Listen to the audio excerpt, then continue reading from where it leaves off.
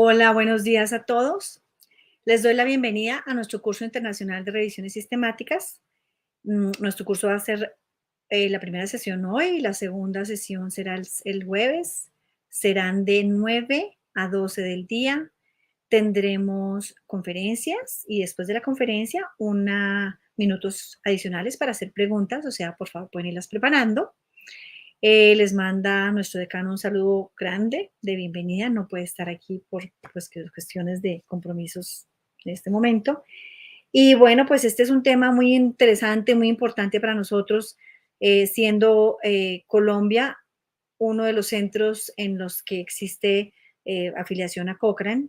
Iberoamérica, la Javeriana es un centro asociado a Cochrane y pues ahorita estamos también en un trabajo arduo con respecto al semillero nuestro de revisiones sistemáticas, en la cual los estudiantes de pregrado y posgrado están participando activamente.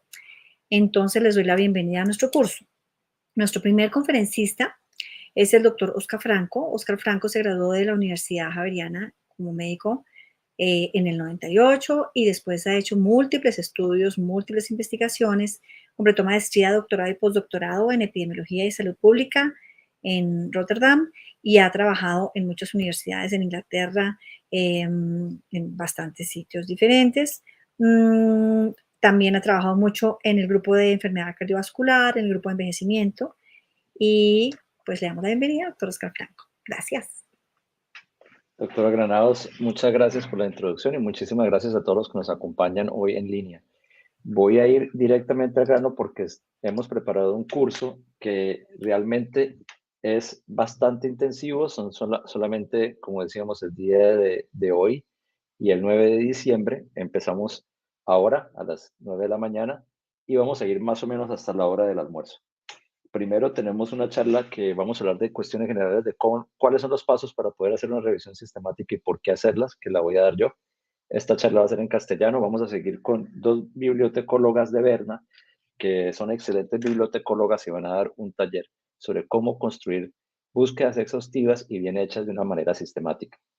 El 9 de diciembre los va a acompañar el profesor Reggie Chaudhuri, que es el director del Grupo de Salud Global en el Florida International University.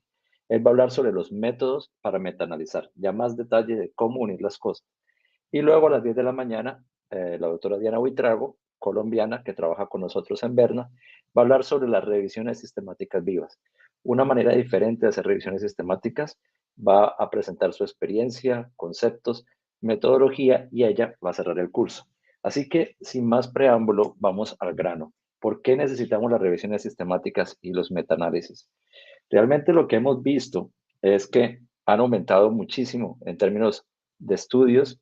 La evidencia cada vez es mayor. Queremos hacer medicina basada en la evidencia, pero muchas veces no sabemos cómo interpretarla o cómo utilizarla. Así que esperamos que al final de este curso, que es bastante intenso, los que atienden el curso puedan identificar los principales tipos de estudio para resumir la evidencia, puedan explicar los conceptos básicos para cómo leer, evaluar y hacer una revisión sistemática y determinar los principios básicos y objetivos principales de este tipo de estudios. La idea es que ustedes sepan, después de esto, cómo hacer una revisión sistemática y tengan las herramientas necesarias para establecer un equipo y poderlas hacer y publicarlas de manera exitosa. Así que empezamos hoy, ahora mismo, en esta primera charla con una introducción, con unos pasos generales y luego iremos con los pasos detallados. En total voy a hablar durante 45 minutos y luego vamos a tener unos 10-15 minutos para hacer preguntas antes de que mis colegas de Berna, las bibliotecólogas, vayan a hacer el taller e introducción de cómo hacer unas revisiones sistemáticas, cómo hacer las búsquedas de manera sistemática y práctica. Entonces empecemos con la introducción. Hay varios métodos para resumir la evidencia y estos pueden ser un resumen cualitativo únicamente, que se llaman revisiones, que puede ser narrativa o sistemática. Luego, estas revisiones pueden tener un componente adicional que puede ser cuantitativo, que se llama metaanálisis. También hay ciertos tipos de análisis en los que se sacan los datos de diferentes estudios, se ponen todos juntos como si fuera un solo estudio, y esto se llama metaanálisis basado en datos individuales de los participantes. Esto se puede hacer, por ejemplo, si se tiene una pregunta, se identifican los estudios se les envía un requisito de que les envíen los detalles y la información, se reciben las bases de datos y se unen en lo más, de la mejor manera posible. Otra forma es no enviar los datos, sino hacer un análisis combinado en paralelo, donde se establecen los criterios, donde se establece la sintaxis que se va a utilizar para el análisis y la programación, y se hace de manera paralela y luego se unen posteriormente. Sin embargo, se planean de manera prospectiva. En este curso nos vamos a enfocar en esos resúmenes cualitativos y cuantitativos, por lo tanto, en las revisiones, principalmente sistemáticas, y en el concepto del metaanálisis. Una revisión puede ser narrativa o puede ser sistemática. Las revisiones narrativas era lo que más o menos se hacía antes, que era que un grupo de expertos escribían su perspectiva acerca de un tema basados en informaciones que sacaban de acuerdo a lo que ellos querían. Entonces, generalmente eran descriptivas, no necesitaban una búsqueda detallada de la evidencia y se centraban en un subconjunto de estudios que eran identificados por esos expertos. En la mayoría de veces, esas conclusiones que se escribían en esas revisiones narrativas, pues estaban basadas en las opiniones de esos expertos y no podrían ser replicadas a no ser que tengan opiniones similares. Estos estudios continúan siendo muy importantes. Son estudios que se pueden utilizar para, por ejemplo, introducir una nueva visión o un nuevo campo de investigación o una nueva perspectiva. Entonces, muchas veces aún se publican, pero con ese ámbito de querer tener una nueva visión, una nueva perspectiva dentro de un campo de investigación. Las revisiones sistemáticas, por otra parte, son mucho más enfocadas. Requieren una búsqueda que sea hecha de una manera clara, donde se establece una estrategia a priori antes de empezar con el estudio. Tiene menos riesgo de sesgo porque es mucho más objetivo y sistemático. Y si vemos aquí en lo que es la comparación entre la revisión narrativa y la revisión sistemática, la selección de la revisión narrativa no suele ser específica, puede ser sesgada. La revisión sistemática, como veíamos, sí está basada en un criterio y se implementa de manera uniforme. La evaluación, en cambio, en la evaluación de la revisión sistemática es muy detallada, mientras que la narrativa puede ser variable y las inferencias son a veces basadas en la inferencia, en las evidencias, en la revisión narrativa, mientras que la revisión sistemática siempre debe estar basado únicamente en la evidencia que se ha logrado obtener en esa revisión sistemática. Ahora que entendemos las diferencias entre en revisiones narrativas y sistemáticas, es importante entender en qué se parecen y las diferencias que tienen entre revisiones sistemáticas y metaanálisis. La unidad de observación en estos estudios es el estudio, mientras que en un estudio observacional, en una cohorte, por ejemplo, en un survey, en un registro o en un ensayo clínico, la unidad de observación es un paciente o un individuo. Entonces, imagínense que cuando se hacen revisiones, los pacientes y los individuos no son personas, sino que son estudios. Entonces, cada estudio se trata como si fuera un paciente, como si fuera una persona. Se tratan como unidades. Ambos, las revisiones sistemáticas y metaanálisis, empiezan con una integración cualitativa, estructurada y sistemática de los resultados de diferentes estudios independientes. La diferencia viene en que el metaanálisis tiene un paso adicional en el cual la integración no solamente es cualitativa, sino que adicionalmente es cuantitativa. Entonces se hace la integración de una manera estadística, cuantitativa. Por lo tanto, las revisiones sistemáticas son generalmente el origen de un metaanálisis. No toda revisión sistemática lleva a un metaanálisis, pero todo metaanálisis debería empezar como una revisión sistemática, con una búsqueda, con una descripción cualitativa, estructurada y sistemática. Y esa es la pequeña diferencia, pero que puede cobrar gran importancia, que es ese análisis cuantitativo entre revisión sistemática y metaanálisis. Ambos requieren una exploración exhaustiva, ambos requieren una evaluación crítica y una síntesis de una manera objetiva. La única diferencia es que el metaanálisis también incluye la combinación de los resultados en términos de buscar agrupar lo que se puede agrupar, lo que es combinable y tiene sentido combinar. Y esto es un aspecto importante porque muchas veces se combinan cosas que no se deberían combinar. Por lo tanto, es importante evaluar siempre de una manera objetiva si se puede o no combinar esos resultados. Así como pueden ver, las revisiones sistemáticas y el metaanálisis son básicamente lo mismo, lo único es que el metaanálisis tiene esa integración cuantitativa que lo diferencia de la revisión sistemática, donde no existe esa integración cuantitativa, más sí la cualitativa. El metaanálisis, como ahora se llama Facebook, también viene del griego, que es meta, que implica algo que se produce posteriormente, algo mucho más integral, como el metaverso o como meta ahora que es Facebook. Entonces, la idea del metaanálisis empieza a principios del siglo anterior, con Carl Pearson, que empieza a hablar sobre las técnicas para combinar datos. Luego se publica el primer metaanálisis en 1955, comparando diferentes estudios para ver si el placebo tenía efecto, pues se encontró que el placebo realmente tiene efecto. En los 70 continúan evolucionando las técnicas, especialmente en las ciencias sociales. Ya en el 76 se utiliza el término meta, de ese griego que quiere decir algo que va más allá, algo que está por encima de lo demás. Se utiliza por primera vez ese término en 1976 y en 1993 se crea la colaboración Cochrane, que se creó en Oxford, que se crea no necesariamente la creó Archie Cochrane, que él había fallecido en 1988, sino en honor al doctor Archie Cochrane, que fue de los primeros que empezó a ser muy vocal, a expresar su opinión acerca de que la profesión de la medicina necesitaba una manera mucho mejor, más práctica y mucho más eficiente para poder facilitar el conocimiento adquirido debido a que cada vez teníamos más y más estudios. Y esto requería ser actualizado de manera periódica para que los médicos pudieran tomar decisiones y el personal de salud en general decisiones que fueran basadas en la evidencia y en evidencia que fuera reciente.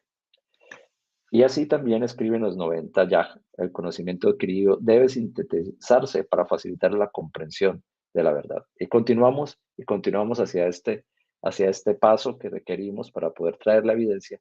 Y ahora mismo tenemos revisiones sistemáticas que han ido aumentando, ya sea en campos de ciencias sociales, así como, por ejemplo, en la medicina, como en la prevención, como en diferentes tipos de estudios. Y lo que hemos visto es que mientras que los ensayos clínicos experimentan una explosión en el número de ensayos clínicos hechos a partir de 1976, en los 80s, en los 90s, que pueden ver aquí en esta línea roja, vemos que los estudios de revisiones sistemáticas y metaanálisis también ven posteriormente una explosión en el número de estudios, ya que tantos estudios, tantos ensayos clínicos, tantos estudios observacionales, registros, etcétera, se tenían que traer y se tenían que facilitar para poder continuar con esa perspectiva que tenemos ahora de cuidados y políticas basadas en la evidencia. Los objetivos del metaanálisis son, en general, tres objetivos principales. Una es aumentar el poder y la precisión. Cuando hablamos de poder y precisión, estamos hablando de combinar tamaños de muestras para hacer tamaños más grandes. Si tenemos tamaños más grandes, tenemos una mejor observación acerca de la potencial asociación que estamos evaluando.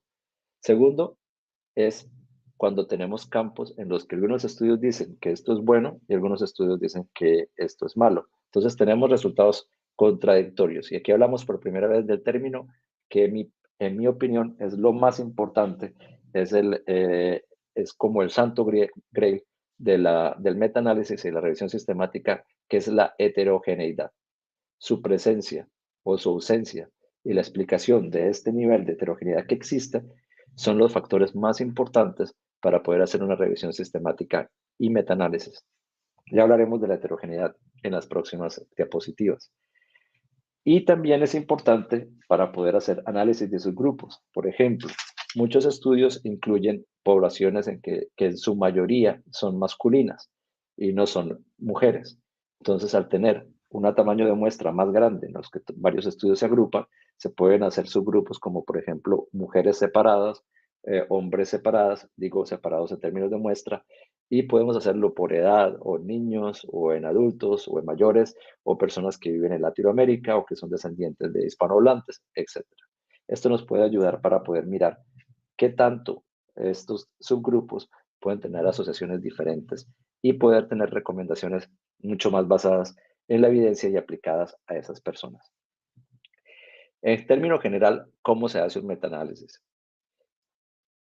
Hay unos pasos generales para realizar el metaanálisis. Primero, establecer objetivos, seleccionar los estudios, hacer una evaluación cualitativa, luego se excluye, se estratifica o se califica y luego, por último, como ven aquí, se hace una evaluación cuantitativa, que es cuando se mezcla. Y los resultados es importante que se hagan de una manera estandarizada. O sea, cada estudio que se saque, recuerden que la unidad de observación es el estudio, se trata de estandarizar para que se parezcan cada vez más y puedan ser comparables unos con otros. Entonces, para hacer eso, por ejemplo, si estamos haciendo una revisión sistemática de costo-efectividad y todos los estudios reportan, unos con pesos, otros con dólares, otros con euros, tenemos que buscar convertir esos resultados todos a euros o todos a pesos para que se hagan comparables. Entonces se busca estandarizar esos resultados para poderlos combinar. Los métodos estadísticos son diferentes de acuerdo a cómo se presenta las diferencias entre los estudios. Entonces, se pueden hacer modelos de efectos fijos o efectos aleatorios. También se ha utilizado mucho el metaanálisis bayesiano. Y en la charla del 9, el doctor Rajiv Chaudhuri del FIU va a estar hablando acerca de esos métodos que se utilizan para poder agrupar de manera cuantitativa los resultados en una revisión sistemática. La heterogeneidad, como les hablaba antes, es lo más importante dentro de una revisión sistemática y un metaanálisis. Sin embargo, es lo que la gente menos quiere encontrar en una revisión sistemática. La quieren meter por debajo de la carpeta como si fuera basura y la quieren ignorar. La heterogeneidad, todo lo contrario, es lo más importante que se puede encontrar. La heterogeneidad puede ocurrir en varios niveles. Esto se refiere generalmente a que los resultados básicamente pueden ser diferentes o pueden ser las poblaciones o pueden ser los métodos. Y esto determina si los resultados se pueden o se deben combinar. Entonces, por eso, mucha gente lo que hace es examinar estadísticamente si hay heterogeneidad o no. Y hay una prueba de heterogeneidad que te dice si la heterogeneidad es alta, si es mediana o si es baja. Sin embargo, la prueba de heterogeneidad no es sensible lo suficientemente. Entonces es muy importante tener esto en cuenta. Algunos dicen que si hay poca heterogeneidad se puede utilizar un modelo de efecto fijo, básicamente que considera que la variabilidad que existe en los resultados entre los estudios es bastante similar. Sin embargo, cuando hay más variabilidad, si hay más heterogeneidad, se recomienda utilizar un modelo de efecto aleatorio. En lo mayor posible es mirar las razones de la heterogeneidad y luego estratificar a la población y a los resultados de acuerdo a esas características que serán identificados como posibles orígenes de la heterogeneidad. Por ejemplo, pueden ser hombres y mujeres, pueden ser estudios en Europa y en Norteamérica, pueden ser fumadores y no fumadores. Diferentes factores que podrían explicar que haya heterogeneidad dentro de los estudios. La técnica más importante para evaluar la heterogeneidad es el sentido común. Esta prueba estadística, aunque es buena y aunque se debe hacer, no es lo suficientemente sensible y por lo tanto es esencial que el investigador, que el equipo de investigadores evalúen si hay heterogeneidad o no, comparando los resultados, comparando las poblaciones y comparando los diferentes métodos y técnicas que se utilizaron. Así que más que ignorar y más que simplemente pasar por una prueba, es analizar y brindar una explicación. Entonces es muy importante, por ejemplo, que no encontramos heterogeneidad. Es posible que no haya heterogeneidad porque tengamos demasiada homogeneidad. Entonces es posible que una de las conclusiones es que el 90% de los resultados que tenemos son en hombres o el 90% de los resultados que tenemos son en poblaciones de hombres viviendo en países desarrollados o es posible que el 90% de los resultados que tenemos son en niños y no en adultos, o al revés. Entonces, una de las conclusiones que se puede sacar de esa revisión sistemática es que necesitamos una nueva evaluación en una población que está sin evidencia y que requiere ser evaluada. Por ejemplo, en este caso serían mujeres, o niños o personas en Latinoamérica, Asia y en otros lugares que sean diferentes a Europa o países desarrollados. Entonces, por lo tanto, la heterogeneidad, su presencia y su ausencia es uno de los objetivos más importantes, si no el más importante de evaluar cuando se hace una revisión sistemática. Hay muchísimas posibilidades de que ocurra sesgo en una revisión sistemática y en un metaanálisis. Y esto es algo que muchas veces pasamos por encima, sin mirarlo detalladamente. Y es que generalmente creemos que si es una revisión sistemática, si es un metaanálisis, debemos creer lo que está allí. Sin embargo, el metaanálisis y las revisiones sistemáticas pueden ser afectados por diferentes tipos de sesgos, considerando los sesgos de información y de selección como los dos principales ramas de sesgos que ocurren en los estudios de investigación. Dentro de esos sesgos está, por ejemplo, el sesgo de publicación, que se ha escrito muchas veces, los estudios que no tienen resultados realmente emocionantes o positivos, pues no se publican. Entonces, ¿qué pasa? Que la mayoría de los estudios que tenemos son los que encontraron algo. Los otros no se publican. O tenemos sesgos de búsqueda. Entonces, si vamos a buscar algo relacionado con Latinoamérica, vamos a necesitar bases de datos que incluyan estudios en español y que incluyan estudios en francés o en portugués, si estamos hablando del Caribe y de Brasil. Y por eso, entonces, hay que buscar de acuerdo a lo que estamos buscando, a lo que necesitamos para poder responder la pregunta. Puede haber sesgo de publicación múltiple, muchos estudios publican varias veces la misma población, pero en diferentes años, o criterios de inclusión. Entonces, es posible que el evaluador quiera encontrar cierta cosa, entonces escoge mejor estos estudios o los otros. Ese es el sesgo del seleccionador, o el sesgo por metaanalista, que es la selección de qué se extrae dentro de los estudios que se van a combinar. Y es posible que se extraiga favorablemente más los resultados que son positivos o que muestren un resultado, una asociación, y no los resultados que están corregidos por confusores y que no tienen un resultado significativo. Entonces, la conclusión es que el metaanálisis y la revisión sistemática pueden tener muchísimas fallas en muchas partes, puede haber muchos sesgos, y por eso es tan importante tener un protocolo muy claro y una estrategia muy clara, y recordar que una revisión sistemática y un metaanálisis, antes que nada, es un trabajo exploratorio, que es un trabajo exploratorio de grupo. Un solo individuo, dos personas pueden tener sesgo, pero una sola persona es difícil que pueda hacer una revisión sistemática o un metaanálisis si tomamos en cuenta que puede haber muchísimas fuentes de sesgo dentro de este estudio. Entonces, por lo tanto, se recomienda que la mayoría de los pasos se hagan no por una persona, sino por lo menos dos, con una tercera persona disponible para poder discutir cuando se encuentran diferencias. Identificación de los estudios es algo muy importante. Si miramos simplemente Medline o PubMed, encontramos quizás la mitad de los estudios. Entonces, para identificar estudios también hay que hacer una búsqueda manual, mirar las referencias de los estudios que se han identificado para buscar más referencias. Hay que mirar, contactar expertos en el tema, entonces pedirles, ustedes conocen otros estudios, y registrar, mirar los registros de ensayos, porque allí, en los registros de ensayos, pueden haber estudios que se quisieron hacer, pero que no se terminaron simplemente porque no fueron positivos o no dieron lo que querían hacer. La primera vez que hice yo un proyecto en términos de mi doctorado, fue el año 2003, fue una revisión sistemática. Y se llamaba era una revisión sistemática de costo-efectividad de las estatinas en la prevención de la enfermedad coronaria. Mi supervisor, Luc Bonnet, junto con Anna Peters y Caspar Lohmann en Erasmus Medical Center en Rotterdam, me sugirieron esta idea para mi primer trabajo de PhD. Yo nunca había hecho una revisión sistemática, así que fui a buscar a Luc y a Caspar y a Ana y preguntarles cómo hago una revisión sistemática. Ellos me dijeron, nunca hemos hecho una revisión sistemática tampoco, así que no tenemos ni idea. Entonces vaya, mire en una cosa que se llama Cochrane, que tiene una página web donde está detallado cómo se hace. Y vaya, tome cursos, fue lo que me dijeron mis supervisores.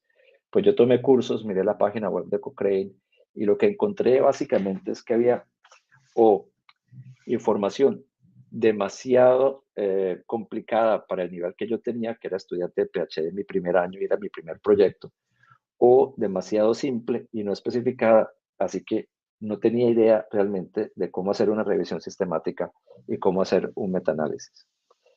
Y como no tenía ni idea, lo que hice fue ponerme a leer, a buscar otras revisiones sistemáticas, mirar la página de Cochrane, mirar lo que me habían enseñado a mí en los cursos de Erasmus y tratar de desarrollar mi propio manual para personas como yo, que estaba empezando a hacer una revisión sistemática, que nunca había hecho un estudio de investigación antes. Entonces, un manual lo más simplificado posible para poder hacer paso por paso una revisión sistemática. Ese manual lo escribí en unas diapositivas, que fueron las primeras diapositivas que hice jamás en mi vida. Antes nunca había hecho una diapositiva y de hecho lo hice diapositivas para poder practicar cómo hacer diapositivas.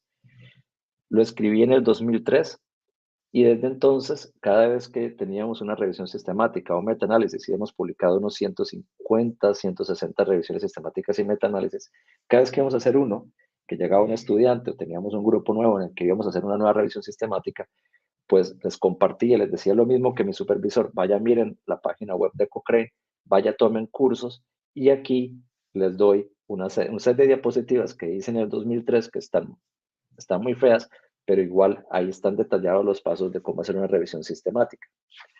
Así pasamos durante muchos años hasta en el año 2019, cuando varios colaboradores, aquí está Rajiv, que va a dar la clase también el jueves, varios colaboradores estudiantes míos de PhD o de maestría que había trabajado conmigo anteriormente, me dijeron que quería que publicáramos este manual y lo publicamos en el European Journal of Epidemiology. Aquí está la referencia, entonces lo pueden ver, European Journal of Epidemiology, una guía de 24 pasos, cómo diseñar, conducir y publicar exitosamente una revisión sistemática y metaanálisis en investigación médica. Fue aceptado el 29 de octubre del 2019, justo antes de la pandemia, y lo escribimos en ese año, en el año 2019. Entonces, unos 16 años después de venir utilizando ese manual, ya está publicado, está aquí, ahí está la referencia, y lo que vamos a hablar en los próximos pasos van a ser los pasos detallados de una manera bastante superficial, porque no tenemos el suficiente tiempo, tenemos unos 20 minutos, no más, que nos quedan para poder seguir hablando. Entonces vamos a ir un poco a velocidad, pero lo que les invito es a que busquen este artículo, European Journal of Epidemiology, 24 Step Guide, y el primer autor es Muka Taula, y aquí estoy yo como último autor, y que lo bajen si quieren seguirlo. Quizás hay otras guías que sean mejores. Realmente yo nunca volví a mirar otra guía más allá que esta. Claro, esta guía la hemos venido revisando y la hemos venido mejorando a través de los años. Al principio se llamaba los 23 pasos y le llamaba 23 pasos más por Michael Jordan y porque me buscaba el básquetbol, no por nada más.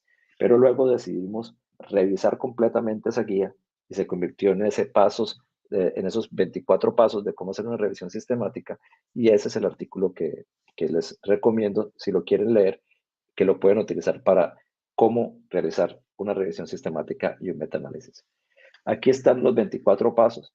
Empezamos con una idea y vemos aquí cómo esos pasos van ocurriendo. Algunos ocurren en paralelo, otros regresan como en un ciclo, y luego el último paso es ya mandar para publicación.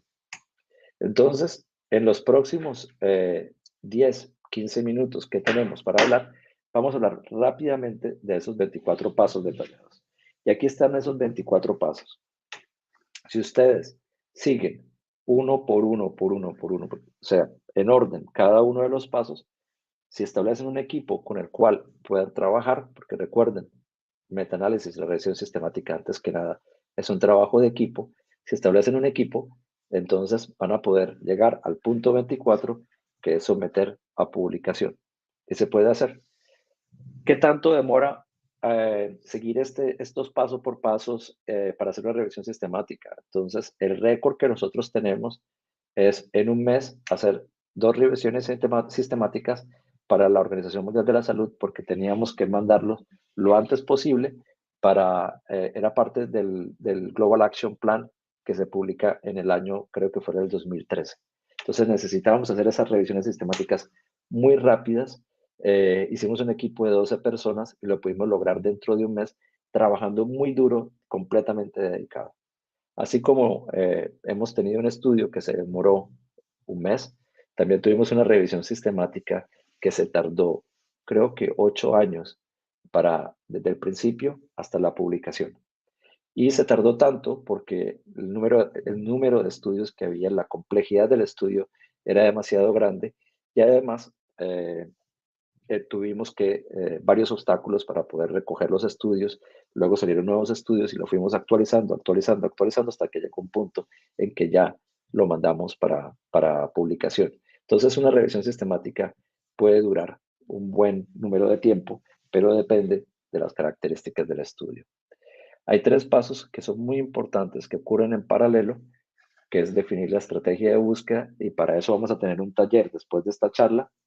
Definir los criterios de selección que ocurren al mismo tiempo que se define la estrategia de búsqueda, y que también debe acompañar el diseño del formulario de recopilación de datos. ¿Qué datos vamos a sacar de los estudios?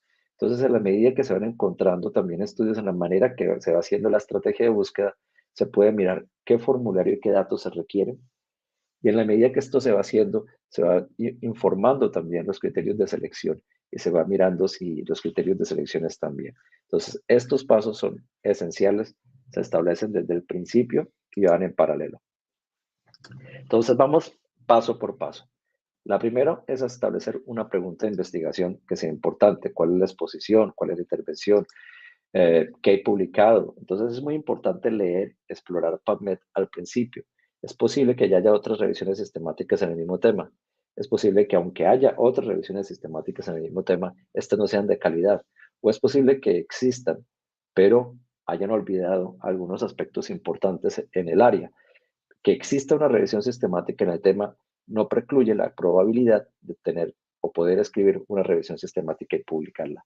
Pero es esencial conocer el tema y es esencial conocer qué es lo que existe, cuál es la población de interés, qué subgrupos de interés existen, ya se revisaron, se miraron y en qué momento está ocurriendo. Es posible que en este momento esta medicina salga, se libre de patentes, sus costos se reduzcan muchísimo. Entonces, quizás esa revisión económica de costo-efectividad de las estatinas se necesite actualizar debido a que las estatinas ahora son muy baratas y es posible que a todo nivel de riesgo, incluso moderado y alto, sean costo-efectivas.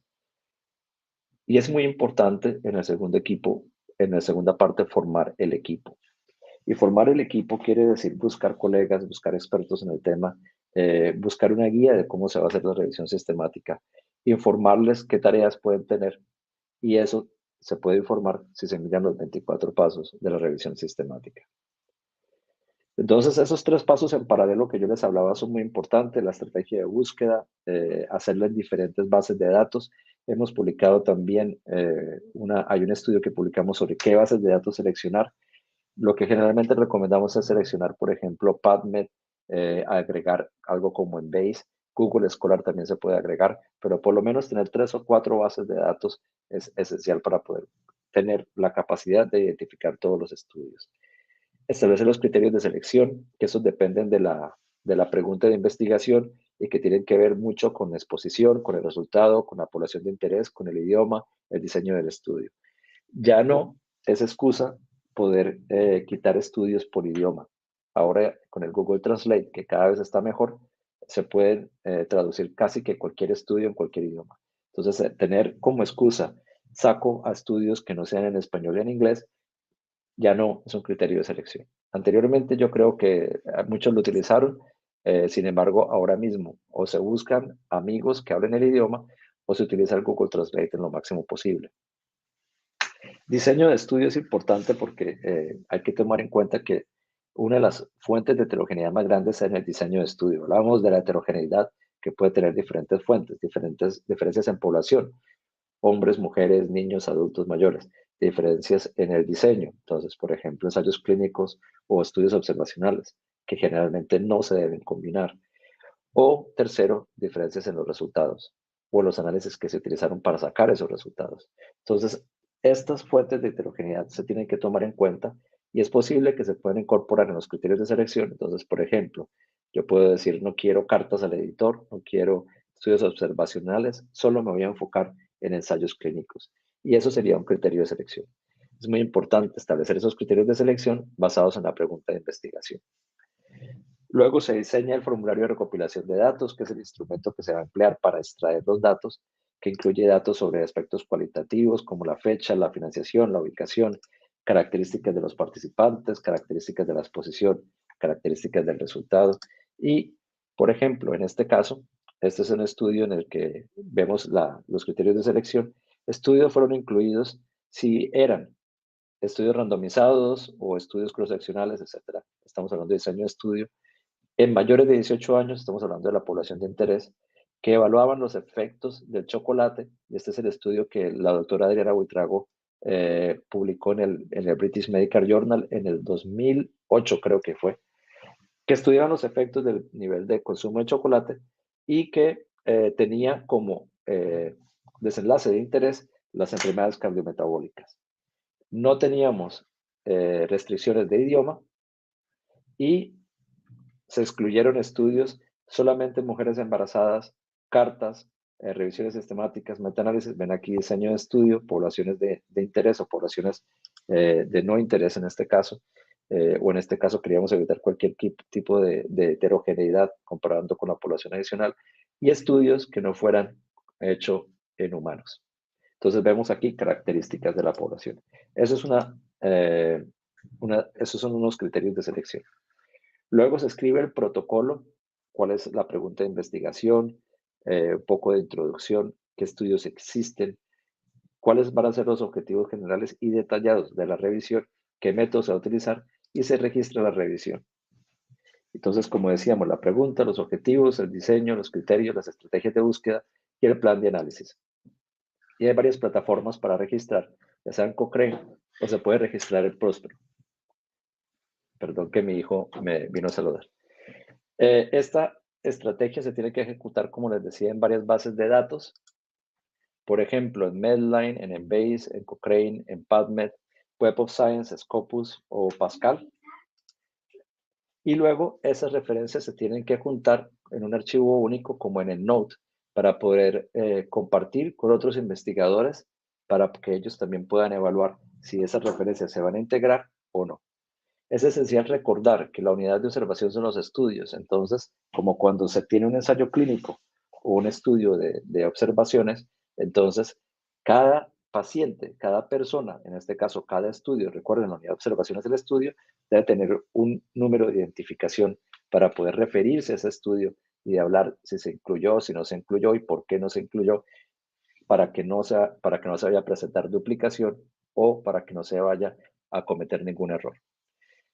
El noveno punto es eliminar los duplicados y hay herramientas en EndNote que son muy buenas ahora para eliminar duplicados. Anteriormente las herramientas no eran tan buenas y lo que yo hacía personalmente era sacar los duplicados de una manera manual. Entonces revisaba la base de datos de EndNote o de cualquier otro archivo de referencias y miraba si había copiados o si había estudios que aparecían más de 2 veces y los sacaba. Todos estos bases de datos de EndNote, entonces, después de que se sacan los duplicados, se comparten con dos revisores. Generalmente, estos dos revisores deben trabajar de manera independiente. Generalmente, a los coautores, a los miembros de equipo, no les doy más de 1000 referencias. Y normalmente 1000 referencias, una evaluación de selección de 1000 referencias de abstractos que se están mirando y que se les está aplicando los criterios de selección, normalmente una persona que dedica un tercio de su tiempo se puede demorar unas 2-3 semanas, quizás más, dependiendo de la capacidad del entrenamiento previo y de la experiencia que tengan. Entonces se les da esas bases de datos para que revisen, para que decidan si se incluye o no se incluye, y luego, dependiendo de los resultados, entonces se comparan y si hay diferencias, se buscan una tercera persona, un revisor independiente, para que pueda determinar, en caso de desacuerdo, si se incluye o no se incluye ese estudio. Luego de esto, se recopilan las referencias, se resumen las diferencias que existen entre los revisores y se busca tomar una decisión con ese tercer revisor independiente para saber si se deben obtener.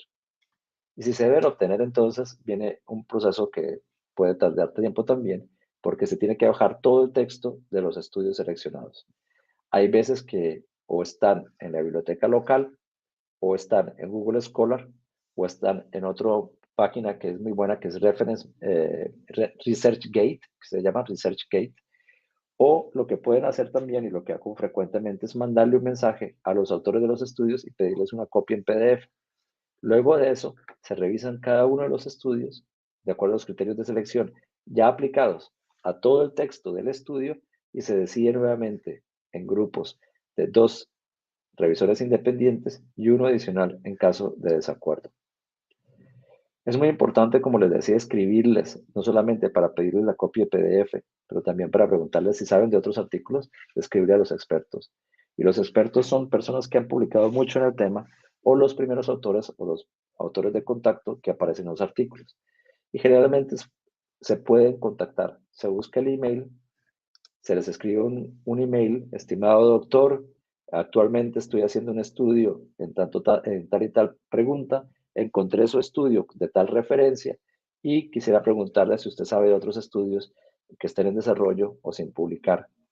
Y es importante siempre firmar. Entonces, Oscar Franco, investigador senior, Universidad Javeriana, por ejemplo. Si no se firma, entonces muchas veces los autores no van a tomar en serio los emails que les llegan. Es muy importante, después de que se han identificado algunos estudios, revisar los artículos obtenidos, mirar la lista de las referencias de esos artículos obtenidos y repetir los pasos 7, 8, 9, 10 y 11 que hablábamos antes. 2 revisores, un independiente, mirar si son nuevos, de duplicar, obtener o no, y luego mirar y aplicar los criterios de selección al texto completo, no solamente al abstract. Cuando estamos ya en el paso 15, ya tenemos los estudios que queríamos incluir.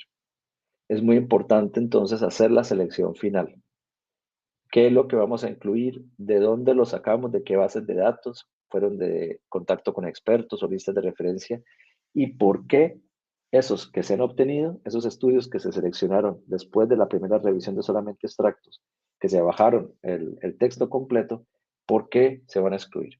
Y es muy importante mantener un récord de por qué se están excluyendo y cuáles son las razones. Luego se aplica el formulario de recopilación de datos, se hace una extracción por cada artículo, incluyendo todo el contenido.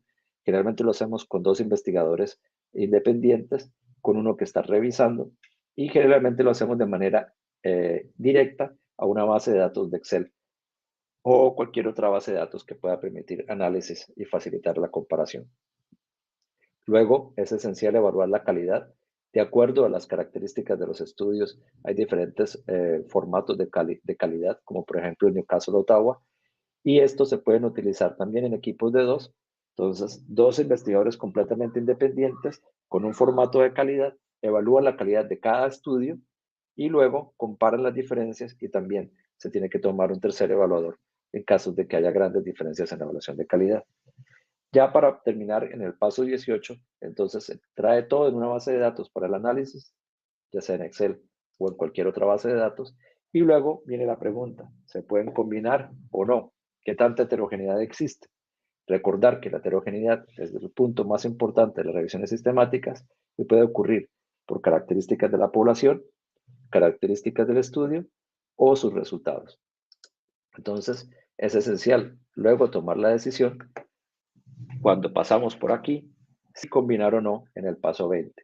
Pero antes de eso, el análisis descriptivo en el paso 19, descripción habitual de las características. Por ejemplo, tenemos 30 estudios, de estos 15 son de Japón, 13 de España. Tenemos 30 estudios, de estos 14 son en adultos, 3 en niños. La exposición fue evaluada con un cuestionario en 14 de los 15 estudios. La intervención es un medicamento comparado con placebo en la mayoría de los estudios o comparado con este otro medicamento. Los resultados, 30% de los estudios que encontramos dicen que hay una asociación, 70% dicen que no hay asociación. Entonces es una descripción general de las características del estudio, como esa tabla 1 que siempre se ve en los estudios de investigación o los estudios médicos que ustedes pueden encontrar. También se habla de la distribución de las características, de los hallazgos, qué tanto acuerdo hay, qué tanto desacuerdo existe entre los estudios. Y ya aquí en el paso 20, después de que ya se tiene un conocimiento acerca de la heterogeneidad, se decide si se combina o no. Y esta va a ser la clase que van a tener con el doctor Rajiv Chaudhuri. En el paso 21 se mira si se pueden hacer subgrupos para poder explicar la heterogeneidad y hacer una metaregresión. Esto quizás lo va a hablar Rajiv Chaudhuri. Y en el 22 se comprueba si hay sesgo de publicación, se revisa que no haya ningún problema en el término de identificación de estudios que podrían haber sido negativos y que podrían agregar cierto grado de heterogeneidad. Y en el paso 23 se revisa la calidad de la evidencia. Como decíamos, la calidad de la evidencia se debe realizar con algún formato. El sistema GRADE también se puede utilizar, se utiliza muchísimo ahora el sistema GRADE, que son una forma de evaluar la evidencia para generar guías de manejo. Y se debe realizar por 2 revisores de forma independiente.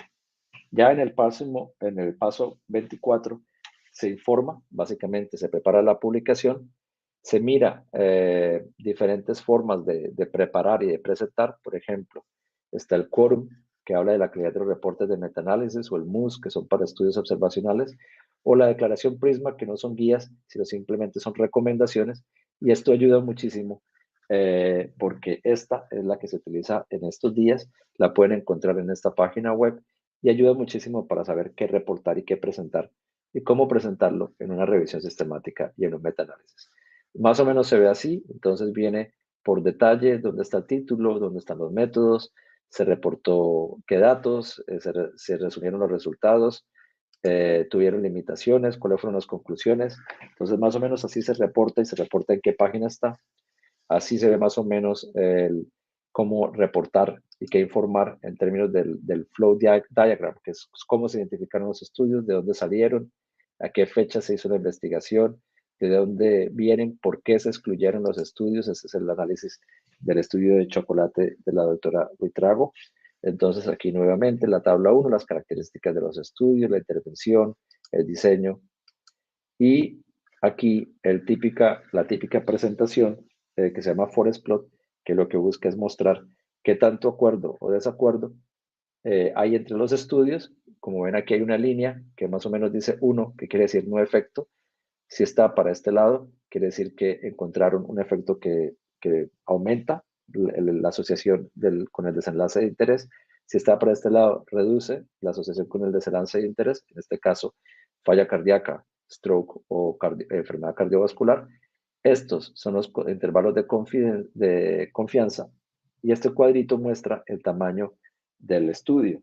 Entre más grande, mayor la población que están evaluando.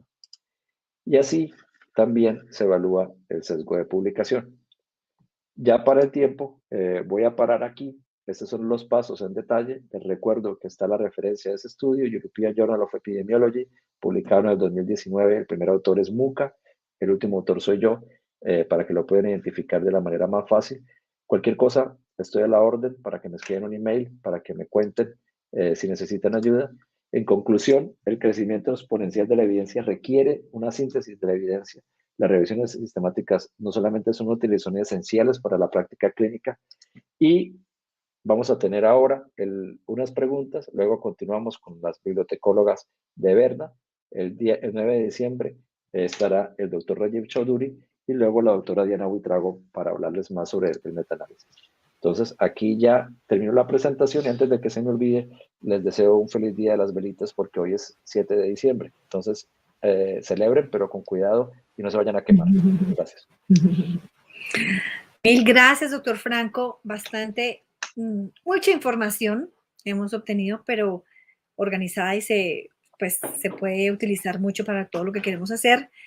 Y creo que es un fiel reflejo de que hacer una revisión sistemática no es nada fácil, no es rápido, tiene muchos aspectos que debemos cuidar para que sean confiables sus resultados.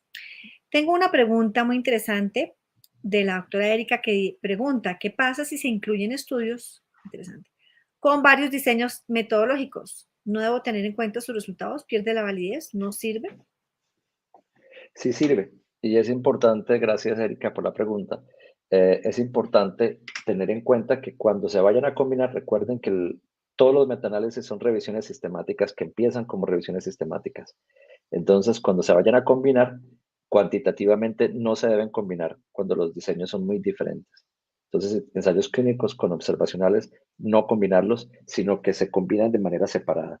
En una categoría, los ensayos clínicos, en otra categoría, las cohortes prospectivas, en otra categoría, etcétera, etcétera, etcétera. Es importante no simplemente ignorar estos estudios, ya que parte de los objetivos de las revisiones sistemáticas y los metaanálisis es hablar sobre qué características tiene la evidencia que existe.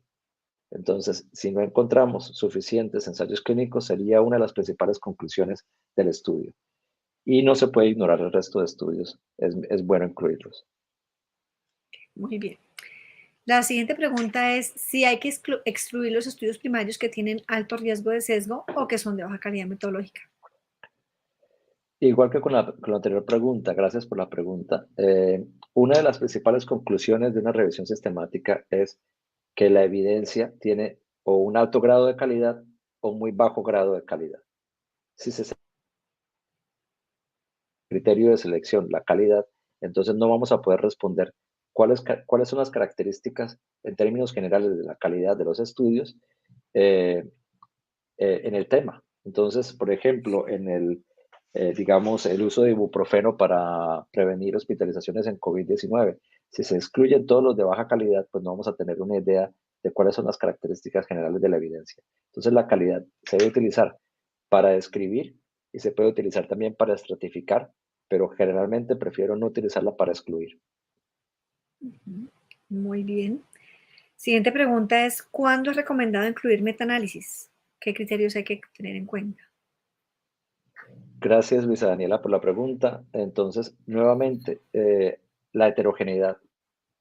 El metaanálisis, como veían, es un paso más, era el paso 20 de los 24 que hablábamos.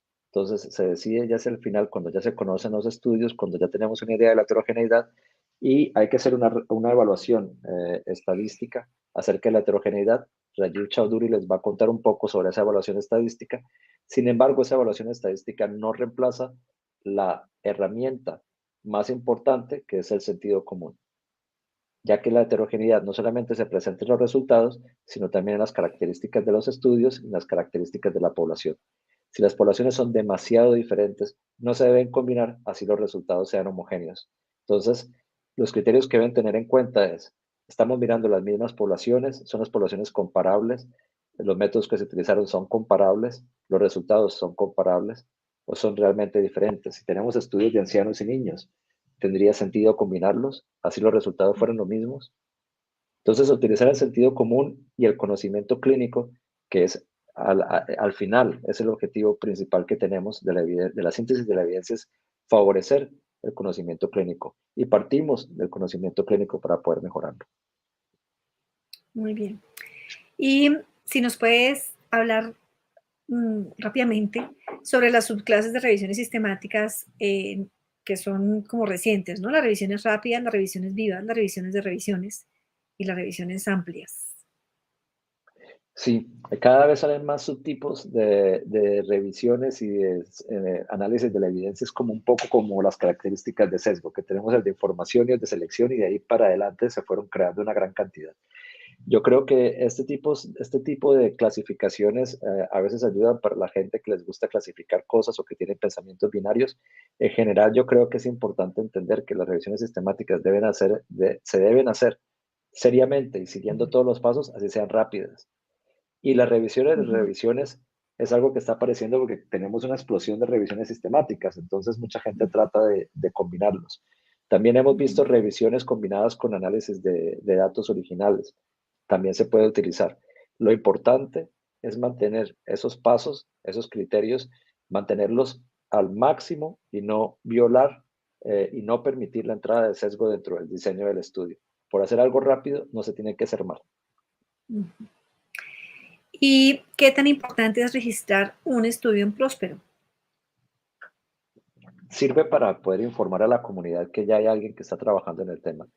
Ahora como hay varios temas, por ejemplo, en el COVID, mucha gente se estaba haciendo la misma pregunta de investigación y entonces se puede mirar si hay otros grupos a nivel mundial que están trabajando en el tema con los que se podrían cooperar o podemos mejorar o cambiar nuestra pregunta de investigación para que no vaya a hacer una duplicación de los esfuerzos que ya existen en otros campos. También ayuda para que podamos tener cierto grado de evidencia de que no estamos modificando el protocolo ni estamos modificando los criterios de inclusión simplemente porque estamos encontrando cosas distintas a lo que esperábamos. Entonces, esto da mucha transparencia para que las personas puedan evaluar si estamos modificando nuestros criterios o no. Sí, que yo creo que ese es uno de los problemas cuando uno está haciendo revisiones sistemáticas, que se da cuenta que a veces hay que hacer análisis adicionales. Uno tiene que ser completamente transparente, decir que este análisis que se está planteando ahora no estaba en el protocolo inicial, porque puede producir sesgo si yo planeo y me pongo a hacer otras descripciones adicionales y no estaban en el protocolo, ¿cierto? No busqué para responder esa pregunta. Eso tiene muchos problemas, ¿no? Sí, eso puede ser una fuente de manipulación de personas que quieren ver algo o ven algo que les parece interesante en el camino y entonces tratan de modificar los protocolos y no mantienen la transparencia. Entonces, por eso es tan importante ser tan transparentes y tan fieles posibles a los criterios que se establezcan dentro del protocolo. Muy bien. Pues muchas gracias, doctor Franco. Quiero recordarles que al final de las presentaciones se enviará el link en donde ustedes pueden acceder a las grabaciones después de que se acaben. Entonces, ahí va a estar disponible para cuando quieran ustedes consultar en la página de YouTube de la universidad. A continuación, Livia Marcela Hernández, que es nuestra profesional, nuestra bibliotecóloga que acompaña los procesos de docencia e investigación en la Facultad de Medicina, nos va a presentar a nuestras invitadas que vienen también de verla. Muchas gracias, doctor Franco. Muchas gracias a todos y que tengan un muy buen curso.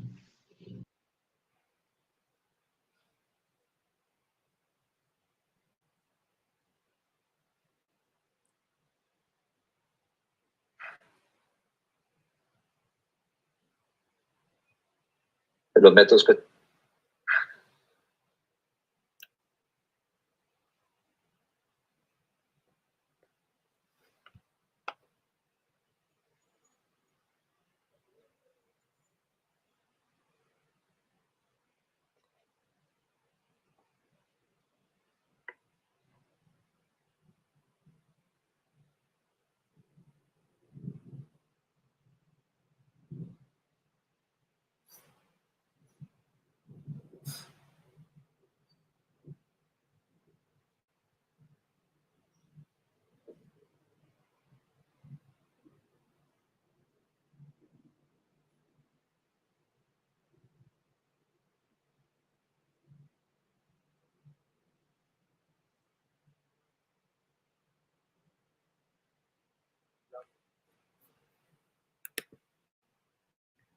Señor.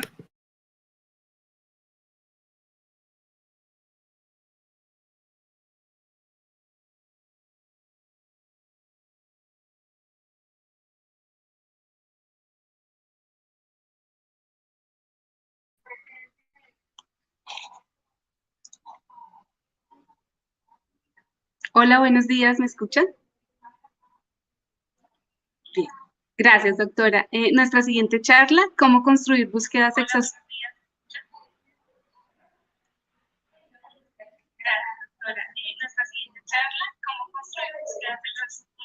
exhaustivas y bien hechas de forma sistemática, estará a cargo de Doris Kopheim y Beatriz Minder. Son especialistas en información médica del Instituto de Medicina Preventiva y Social de la Universidad de Berna, en Suiza. Desde hace 15 años dan soporte a investigadores y estudiantes de doctorado en el proceso de revisión sistemática mediante la realización de búsquedas sistemáticas complejas y exhaustivas en la literatura. Además, participan en la enseñanza de posgrado y realizan consultas individuales sobre el proceso de búsqueda de literatura, así como sobre la publicación en acceso abierto. Han sido formadas por diferentes organizaciones de renombre en el campo. Colaboración Cochrane, Consorcio de Economía de la Salud de la Universidad de York, Leeds, Instituto de Ciencias de la Salud, entre otros. Además, establecen una red de contactos con otros buscadores expertos de todo el mundo, asistiendo a conferencias y talleres para mantenerse al tanto de los nuevos avances en el campo de la búsqueda sistemática de literatura. Bienvenidas, Doris y Beatriz. Muchas gracias, Livia. Estimados participantes, gracias por invitarnos. Es un honor estar aquí. And this is unfortunately everything I can say in Spanish if it comes to professional discourse. I'm sorry for that. Please excuse, English is also not our first language, but we try our best. Okay. So welcome to this systematic literature searching course. We are trying to give you the big picture, the basics of how to build up a comprehensive literature search for a systematic review. As you can see, can you all see the screen? I hope you can see it. Okay, thank you. So if you want to access all the slides, we have put them on our university's server. So you can see it here under this little URL. So here you can also download all the slides. Okay, so let's start. What you can see here is a appendix of the search strategies for a systematic review that was done a couple of years ago.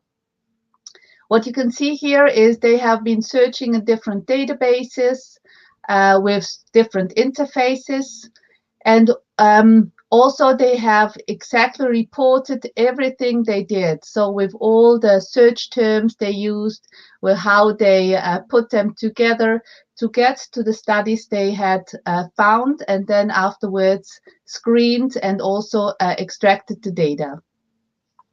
But how do we get there? Where can we start? And this is what we want to do today. We want to show you how you can get to something like this, because it is necessary. There are international standards to attain this goal.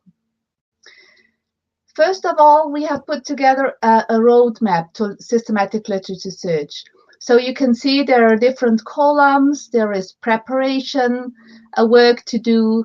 There is the building up of the actual search strategy in one, respectively more databases. And then you also have to document and report everything you have done. And of course, to extract the data, you need to get to the full texts of all the included studies, or of studies that may be relevant and you cannot decide just from the title abstract screening. We'll go through this now step by step. This is just an overview to give you an idea what you're going to look at today. So why is it at all, why do we need to do a robust search strategy for a systematic review? Why does this approach need to be systematic? I'm sure all of you are very familiar with Googling, and you get very good results also. But when it comes to systematic reviews, it's not enough to just have a couple or 10 really well, good and well done reviews or studies. You need to try to find everything that is out there, so all the evidence. So a well-constructed search strategy is always at the core of your systematic review, because you can just extract data from studies that you have found with these search strategies. So if you haven't found something very important, a study that would be very important for your results, then the systematic review in the end is flawed or biased. So the search strategy retrieves the majority of the studies that you will later on assess for eligibility.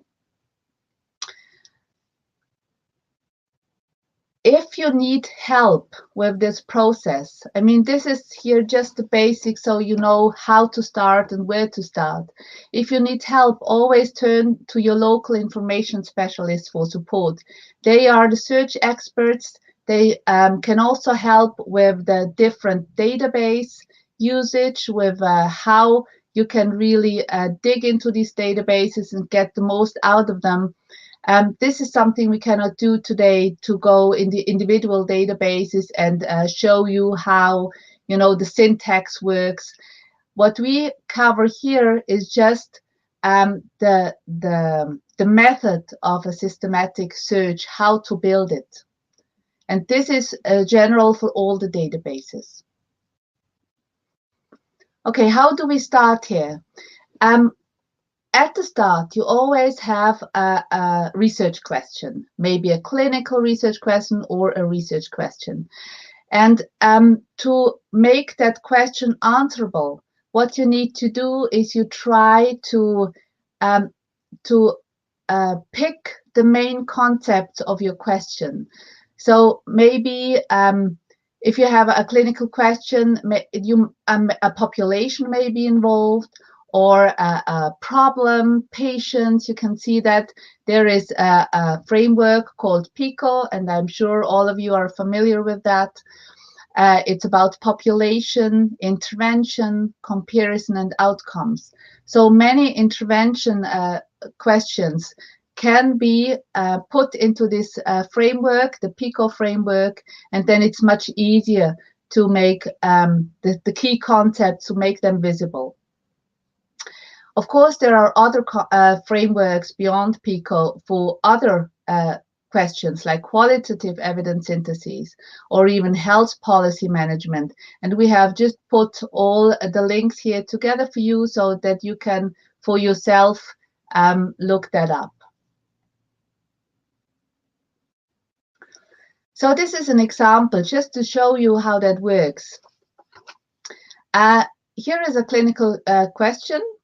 And it's called, in children of type 1 diabetes, does insulin pump therapy produce normal glycemia and improve the quality of life in comparison with daily insulin injections? That's a typical question, a clinical question.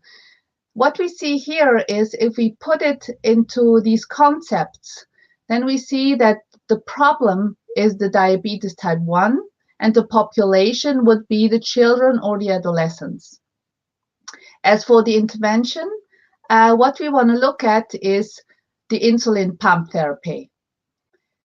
Of course, there would be a comparison to a group of children or adolescents who receive daily insulin injections, but often the comparison group is not really included in the search part, because it could really introduce, you know, it could easily reduce your number of relevant records enormously if you add it to your search. And also for the outcomes, always try to get the 2 or 3 most relevant elements or concepts of your search first, and then build up the search on these 2 or 3 elements. And only if you really have too many results, then add another one, but only then. So what if none of these concepts work? You know what, my colleague Beatrice and I, we always try to tell our students or our researchers is that you don't really need to put it in these frameworks. Sometimes there are questions that can just not be put into these frameworks. For example, how long do knee prostheses last? That's typical. There's no population somehow. You have no idea if these patients are 60 to 80 or if they're younger or whatever. So what you can do is, instead of picking a PICO, you just call these key concepts, concept 1, 2, 3, and then you fill them in. The most important with these breaking up a research question into search blocks is that you stick with these blocks and don't mix them at this stage. In the beginning, always put them separately. And now just for the combination of these blocks or even of different search terms, we need the Boolean operator. And this is something that most people know, the Boolean operator. It's nothing new. It's very mathematical. But what you need to keep in mind is that an AND connection narrows down your search results. So the more AND connections you make in a search, the less results will you have. Just this here. If we combine aspirin and children and Rey syndrome, then you will just get these results here. So this means you will just receive papers that include all the three concepts here. Whereas with an OR connection, like here, kidney disease or renal disease, this is mainly used for combining synonyms together. So with an OR connection, you expand the search. So you get more results. So you get all the papers which talk about kidney disease or renal disease or both. So you have also the intersection. And last but not least, the NOT connector, the NOT operator, you need to be really careful with that one, because as you can see here, if researchers want to find something about dementia, but not about Alzheimer's, what they will find if they put a NOT in between, they will find just this part here. So just all the papers talking about dementia, but you lose the intersection where there are papers that have dementia as well as Alzheimer's in their content. So be cautious about using NOT when you use the Boolean operators. And last but not least, for the Boolean operators, what you need to know is that that you need to sometimes, or most often, you need to put parentheses around some of the search terms. For example, here we have the researcher here wanted to find something about diet therapy in connection with either bulimia or anorexia. So he has to put parentheses around these two to get to what he wanted to get, to the results, to all the papers talking either about bulimia or anorexia in combination with diet therapy. Because all the, or most of the databases always read from left to right. So what does the database do if we don't put these parentheses around here? What it will do, it will first connect diet therapy and bulimia, which is this intersection here. And then it will add with an OR all the papers talking about anorexia. So this means you have a lot of noise, as we call it, so irrelevant papers, just talking about anorexia with completely no no connection with diet therapy. So keep that in mind when you build up the search, that sometimes you need to put parentheses. Okay, now we're heading on to a new step in the search. When you have understood now all the basics from the block building approach to the Boolean operators, we can now really start with the search. And now I'm handing over to my colleague Beatrice, because she will present you the start of a search with a scoping search. Thank you, Doris. And also from my side, a warm welcome to everybody. We really feel honored to be able to present our search expertise to such a professional audience in Colombia. Thank you. Okay, from our expertise in Switzerland, we never start a systematic search before having done a thorough scoping search. And usually this is even the researchers themselves doing the scoping searches to identify top relevant papers. And a so-called scoping search or preliminary search is a straightforward, intuitive search. Actually, you don't need more skills in databases.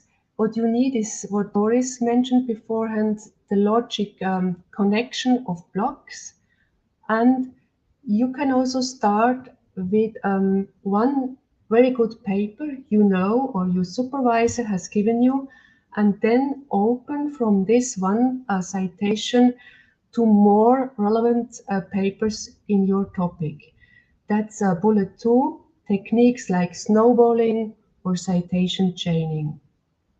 Those techniques, they help you to better understand the nature of a new topic, for example, and also to get a broader picture of what literature is out there, and hopefully that no other team is working on the same review question as you are planning to do it. We also recommend you to read this paper written by Gusenbauer. What every researcher should know about searching, because Gusenbauer states that if a thorough scoping search has been done before a systematic search, the better will then perform a systematic search. Okay, next slide, please.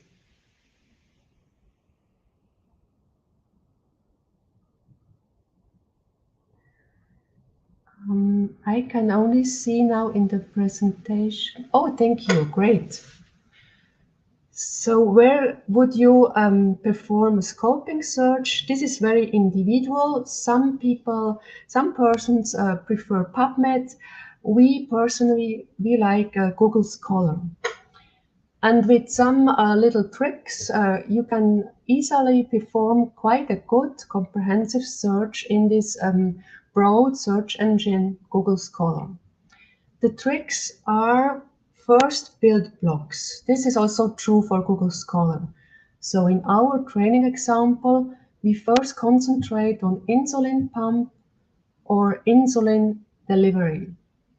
And you have to tell Google Scholar that words should belong together when they consist on two words by using quotation marks around them. So insulin pump in quotation marks, and then you see a special sign. This is called a pipe sign. A pipe sign replaces an or in Google Scholar. And then comes the next synonym, insulin delivery. So Google Scholar recognizes that first it should search for all papers talking about insulin pump or insulin delivery. Then next concept is type 1 diabetes. Again, use quotation marks around it to keep the term together. And by using a space in between the first block and the second block, Google Scholar knows that there is an and connection in between.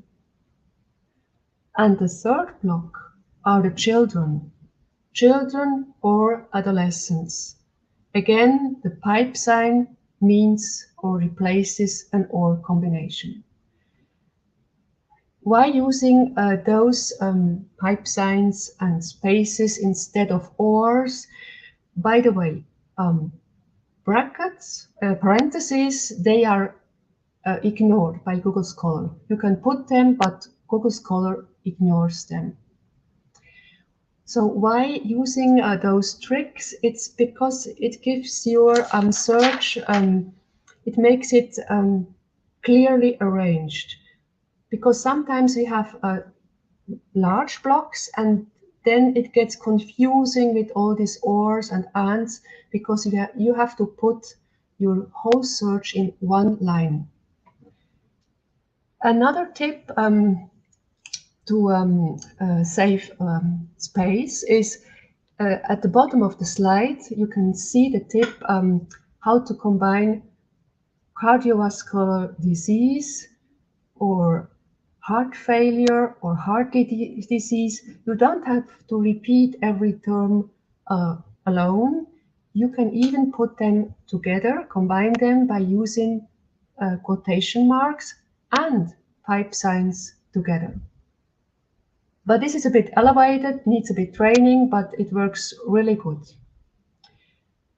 So on the next slide, you can see how we apply the search in Google Scholar, and researchers, when they use this technique, they are almost every time happy to find relevant citations at the beginning of the list. So don't be afraid if Google Scholar lists more than 70,000 hits.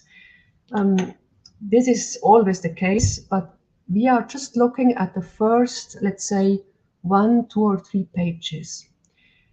And Google Scholar ranks the citation according to relevance ranking, meaning that the most cited papers are presented at the top. It's not the newest research. If you want to change, you have the option on the left-hand side to use filters. You can click since 2020 to get only the last 2 years. And a very good tip, before I come to the alert, is if you find some key papers, look at cited by. This paper here dates from 2003, but other research teams working on the same topic can cite this specific publication. And by clicking on this link, you will be presented new research according to this specific topic. And the last thing I would like to recommend you is when you once have built such a nice search string, create an alert. It's free, you don't need a Google account, and you get notified via email every time new publications appear in Google Scholar. So we hope that we could motivate you a bit for this search engine. What we've learned from Richard Brammer, an expert searcher from Erasmus Rotterdam University, that he constructs also comprehensive searches in Google Scholar. You see this colorful search string. This belongs to the paper, to the review about heritability of sleep duration and quality. Here comes the block building. The red string represents the sleep duration insomnia. The blue string, the second block, the heritability. And he added a third block limiting to study types for epidemiologic studies. And do we want to do an experiment, Doris? Do we want to try to capture this string and to put it into Google Scholar? We don't know if it works.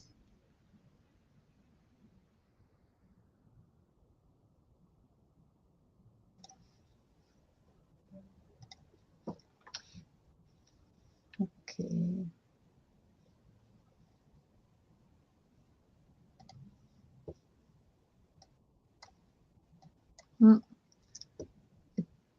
It's probably not possible to get it from here because of it takes too long. Okay.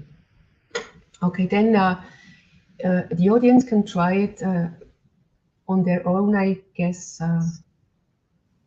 because it takes too long to type it in. But we can reassure you it works very handy. Okay, one tip, or you can read it in the publication of Richard Brammer. When you use Google Scholar for comprehensive searches, only export the first 200 records into your literature search with your literature review program like EndNote or Zotero or whatever tool you use, because after 200, noise will be generated. Okay. And please don't hesitate to use a chat if you have questions. Sometimes you go a bit fast through the slides.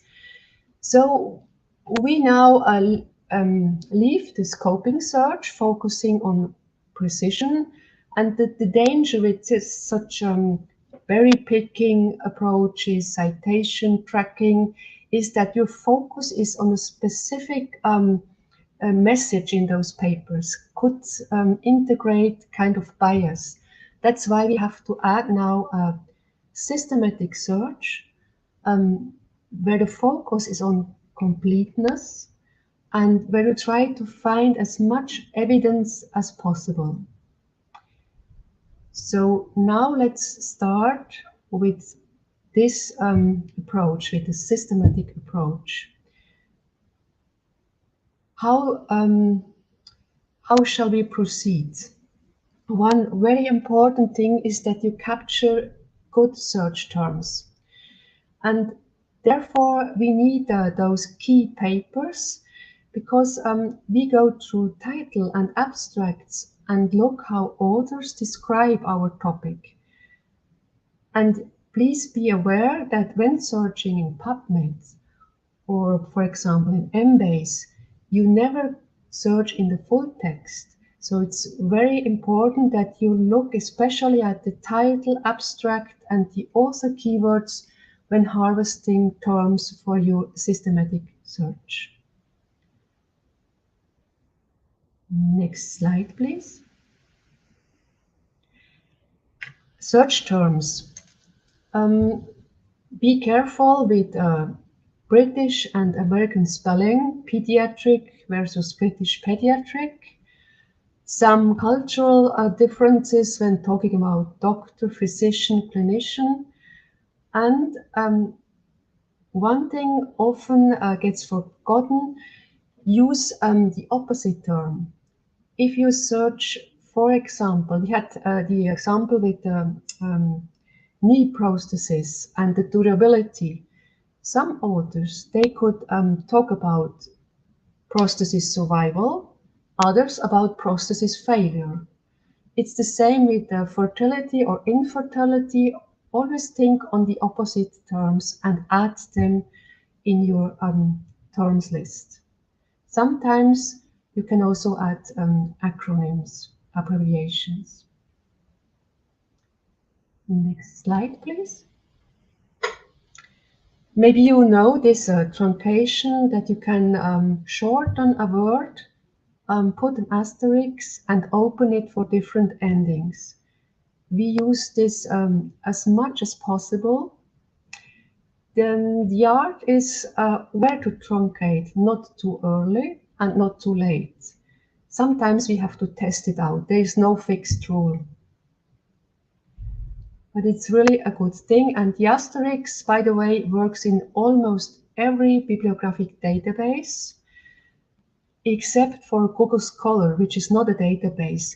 Never truncate terms in your scoping search. You have to write out terms. Google Scholar does not recognize this asterisk. Next slide, please. Now, when harvesting search terms, it's almost impossible to gather all synonyms authors could use to describe a certain topic.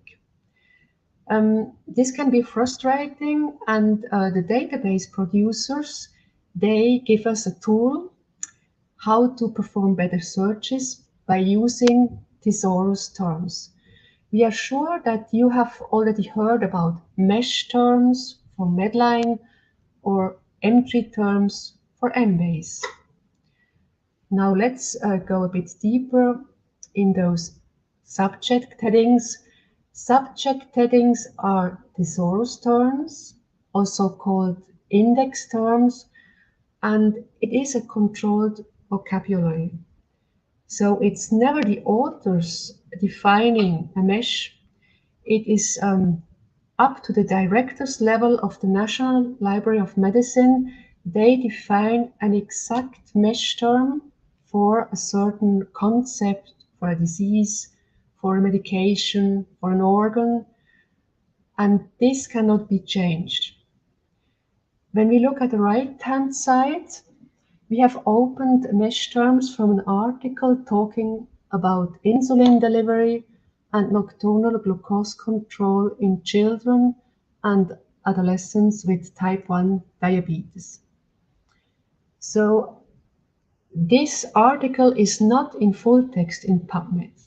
We have title, the abstract, maybe the author keywords, and the next step is that the producers of the database, they have trained personnel, so-called indexers, and from a list of mesh terms, they now choose those terms showing you the content of this paper, of this publication. And you can see, for example, insulin delivery. The mesh term for insulin delivery systems is a bit below. It's insulin infusion systems. Our population, children, therefore exists the mesh term child. And child covers every publication about childhood, children, aged 6 to 12 or pediatric. Whenever a paper is talking about this population, then it will be indexed with the mesh term child. And the added value, the benefit of those mesh terms is that you can search with those terms. So by, for example, typing in the mesh term diabetes mellitus type 1, like it's written here, you can with one search term filter out every paper talking about this disease in PubMed. This is the big plus of mesh terms. There is a disadvantage. As you can imagine, even if indexers are supported by automated processes, it's still human work to index correctly records in PubMed, so it takes time. And the problem with the time, I've seen something in the chat. Sometimes it's difficult to understand each source. This is then for the end of our session, I think. It's not meant that we go directly to this. Okay, I'm sorry. I was talking about the minus of the mesh terms. It takes time, and the most recent publications, they don't have yet a mesh term. So if you search with mesh, you could miss the last half year of publications, which of course is not visible. Okay. So now where can you enter the PubMed database and build a mesh search? I would actually like to try again whether we could enter the PubMed database.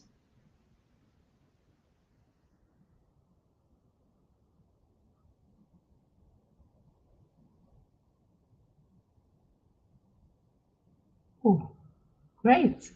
Thank you, Doris. It seems to work. Here you are on the homepage of PubMed, and you can enter via Explore the mesh database. Doris is clicking now this link and now opens this thesaurus. Here in this search box, you can type in, for example, type 1 diabetes. click on search, and now you get two results. And of course, the first is hours. We can click on it, and now opens this thesaurus with an own page about diabetes mellitus type 1, beginning with a short definition. When the term had been introduced, you see the parentheses.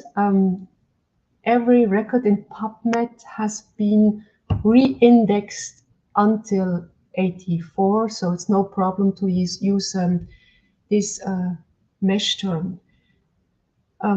Just to tell you, if you have a new mesh term, we found today, just today, that they have added for 2020 a new term about, it was about child cohorts. And when you use a brand new mesh term, then it's impossible to find publications older than 2020 or 2021 because it takes long to re-index. Okay, and then the next large list consists of subheadings. Those are qualifiers specifying our mesh term. Of course, you could now say we are looking at the drug therapy, insulin pump of diabetes type 1, and you could check the box with drug therapy. We do not recommend this because it means narrowing down the search. The problem lies with indexing. The indexers do not consistently use those subheadings. And that's why we say first start without subheadings. Only if you have too many results, then maybe it could be a way to narrow down search results. When we scroll down on the same website, we could see then the list of entry terms. Those are the synonyms, meaning that with this mesh, you cover all those synonyms in title, abstract, and also keywords. And from here, we harvest search terms for reuse then in our systematic search. Sometimes you see those a bit specific words with commas in between. Those are not real synonyms. They are a relic from old times when mesh thesaurus was printed in thick books, several thousand pages long. And there you had to start diabetes, scroll down, mellitus, and type 1. And this is this old system. So only concentrate on the terms without those commas. And on the lowest part of the website, you see those famous trees, how our mesh term is embedded in a whole tree structure. And all those blue terms, mesh terms, are links. You can always go a level up or a level down. If, for example, you open the mesh for diabetes mellitus, then you can see that below are listed more diabetes types. And we recommend to stay specific and focus on the mesh term that matches best your research question. So we would go back on diabetes mellitus type 1. Now from here, we then click Add to Search Builder to get the correct syntax of a mesh term. And before we search PubMed, we capture this, this term, copy-paste it, and put it in a Word document in our so-called concept sheet. Because we can then, on the same website scroll down and always copy paste those entry terms and put it in the concept sheet. And this might be new for you, that we don't construct a systematic search directly in PubMed. We construct a search in Word. Thank you, Doris. You show us now this concept sheet. You will find an empty concept sheet in the website Doris mentioned, where the handouts, the presentation will be presented. And there you can also find a template for such a Word document. It's like a cookbook recipe. It's split in your key concepts, and you fill in first with the first block, type 1 diabetes, the mesh term, the correct, and then fill in the text words, the different writings of type 1 diabetes. Do the same for concept 2 and concept 3. And in this Word document, the Boolean operators are given, so you would not make mistakes when finally replicating this with copy-paste into PubMed. The reason why we don't go directly into PubMed is that you sometimes you get confused. You try something, then you erase a line, you build a new line, then the numbers don't match anymore. And here you can easily add a term, go back, copy paste it into PubMed. It belongs always together. This is one reason. The other reason is when having invested some time in a good Medline or first search, PubMed search, then we go back to the researchers. And maybe they will show the search strategy to their supervisor. And the professor says, yeah, but I'm missing one term here or one term there. They just write it in this Word document. And again, we replicate the search then together in PubMed. This is really a good way on how to build up systematically a search.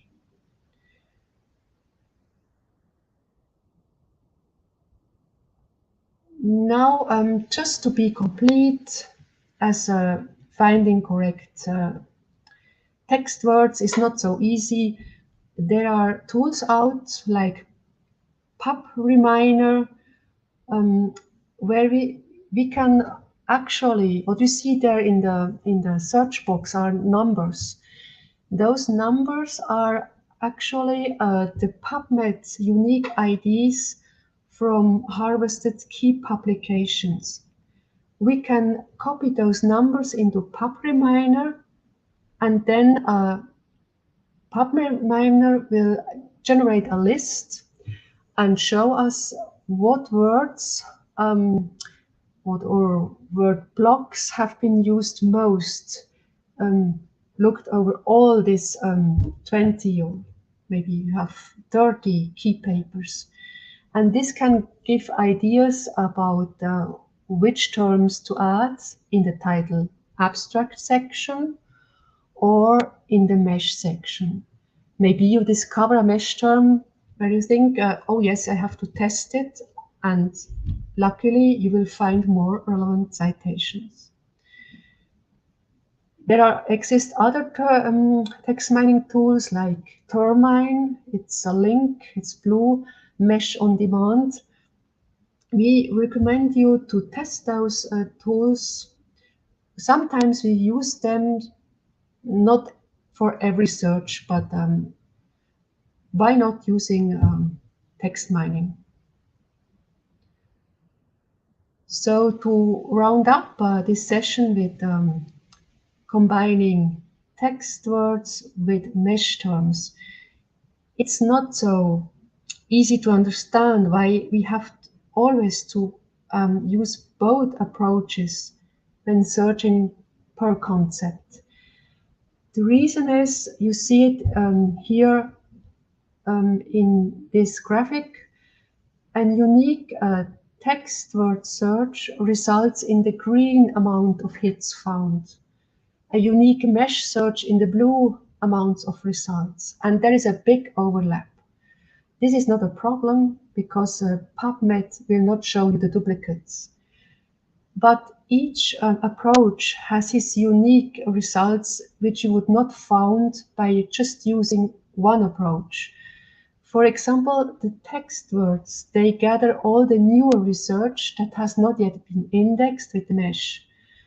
And a pure mesh search can capture papers, publications where an abstract is missing and the title is not so, let's say, not so specific. You would not find all three concepts directly in the title, but in the full text, it's really about your topic, and thanks to the mesh indexing, you will harvest this one publication. Okay, I think my part has now finished, and I would like to hand over to Doris again. Okay, thank you. Okay, now we finished with the topical part of the search. What you might consider is to add filters, especially if your results are too big or too many to screen. It depends on the size of your research team, how much you can handle, how many results you can handle at all.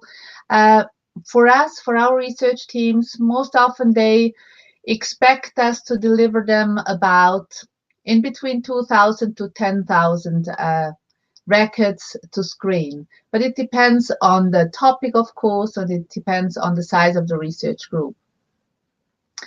So there are limits in every database. Sometimes you can limit for dates or languages, study types, or a certain population.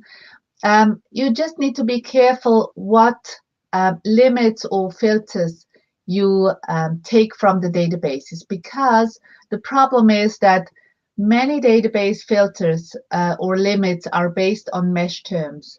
So as we just heard from Beatrice, the indexing of records with mesh terms might take some time, sometimes 3 weeks, sometimes a half a year. Therefore, also the filters or the limits that are based on mesh terms, they are not yet given to the records, to the newest records. So if you apply a filter in the end of your search, which is a database filter, like a study type or a population, then you might lose all the newest articles in the database. What, of course, always works is dates, because the dates are not based on mesh terms. You should consider, or you should be aware that if you limit for languages, it might be a problem that you would introduce a bias in your search, because, you know, most often researchers try to limit the study language to the languages they can handle. So maybe English, Spanish, German, French, but not Russian, not Chinese, if they have nobody in the team who is able to understand or read Chinese or Russian or other languages. And this could also introduce a bias into your search results. So state of the art is to not limit for languages at all, and just at the screening stage decide if when you have read through the title and abstract, which is always in almost all databases in English, and you decide that study might be of relevance to your research question, then you might want to search for a researcher or a translation service to translate the full text of this study to you. so that you can decide if it's worth it or not. So what you can do, if you shouldn't use a study type filter in the databases because they're based on mass term, but what you can do is you can use validated filters. For example, for RCTs or systematic reviews, meta-analyses, if you want to apply the best evidence filters. And there is a list of validated methodological filters that we have put up here from Cochrane and other SIGN, ISSG filter resource. They are validated, so you can use them in your systematic search. Maybe just an example that you see the difference, what happens if you don't use validated filters or use validated filters. So this is a very simple search for the topic helmets for preventing head and facial injuries in bicyclists. You can see the population is bikers, bicyclists, and the intervention would be wearing a helmet. So this is the whole subject search. When you get, let's see, I think 1,316 records.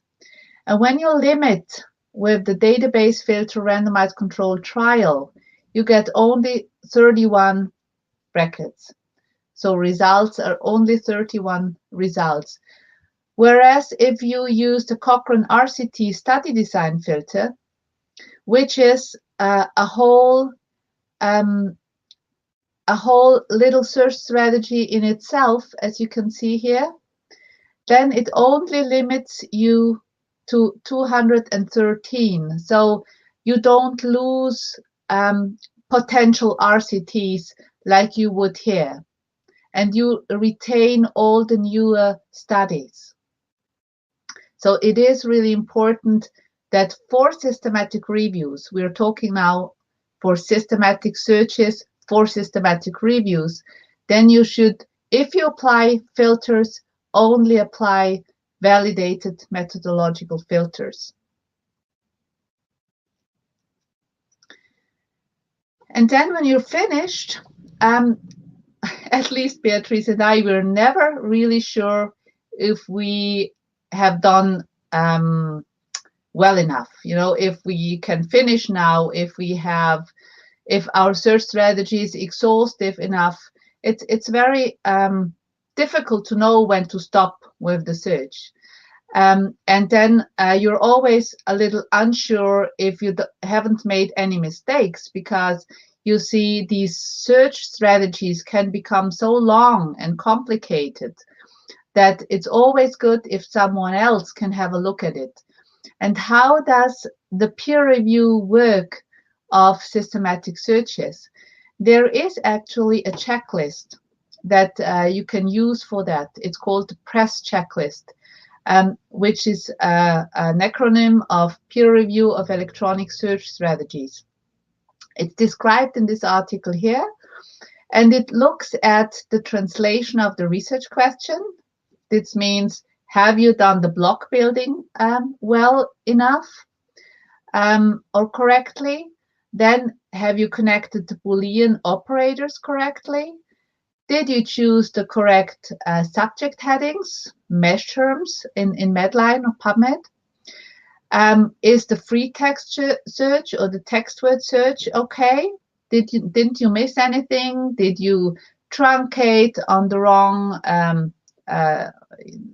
position, or did you do it well?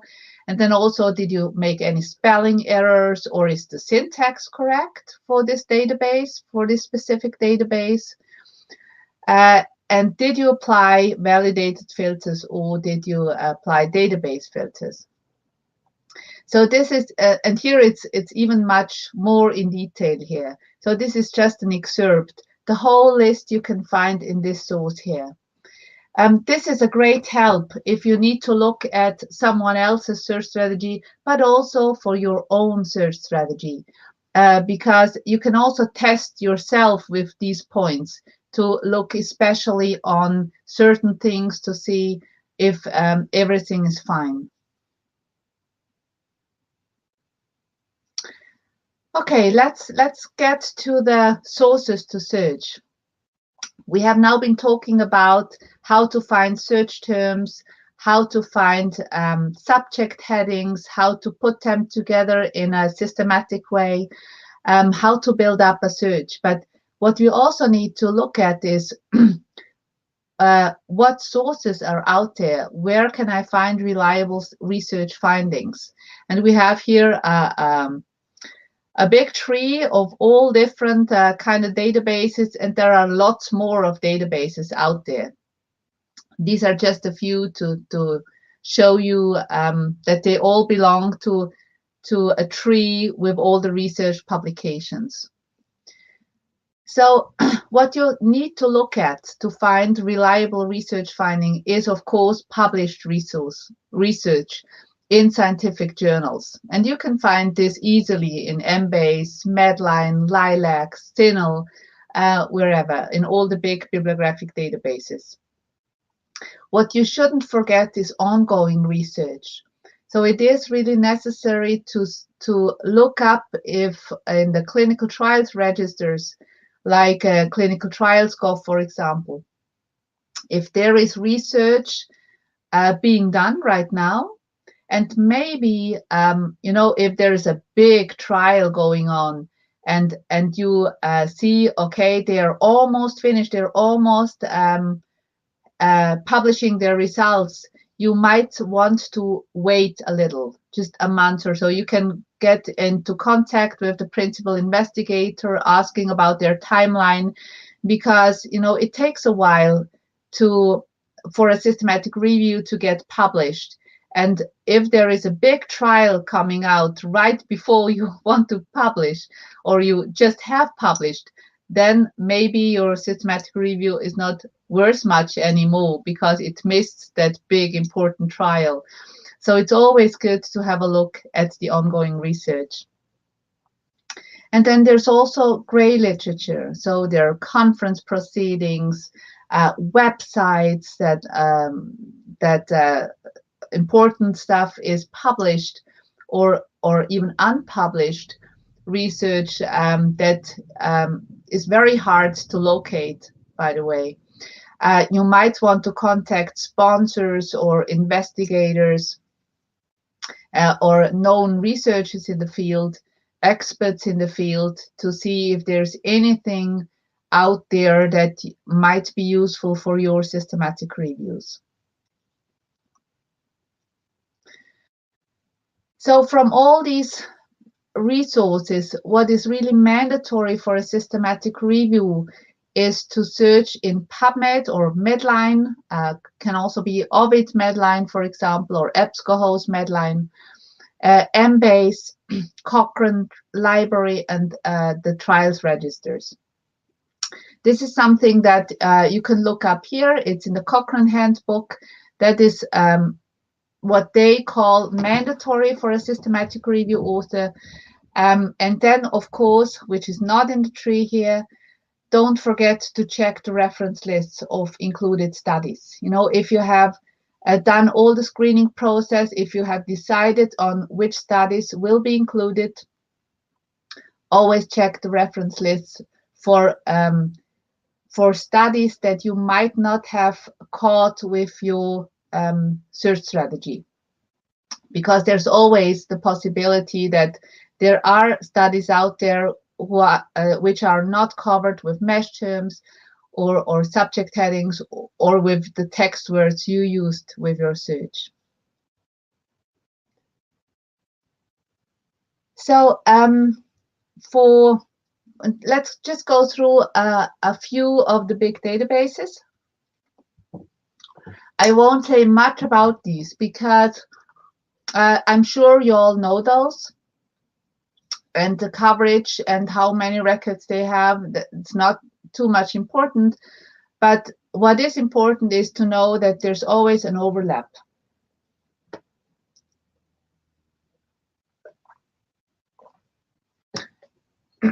And what's also important to know is that Embase, the big medical database of Europe, they are very strong in drug-related and medical device information.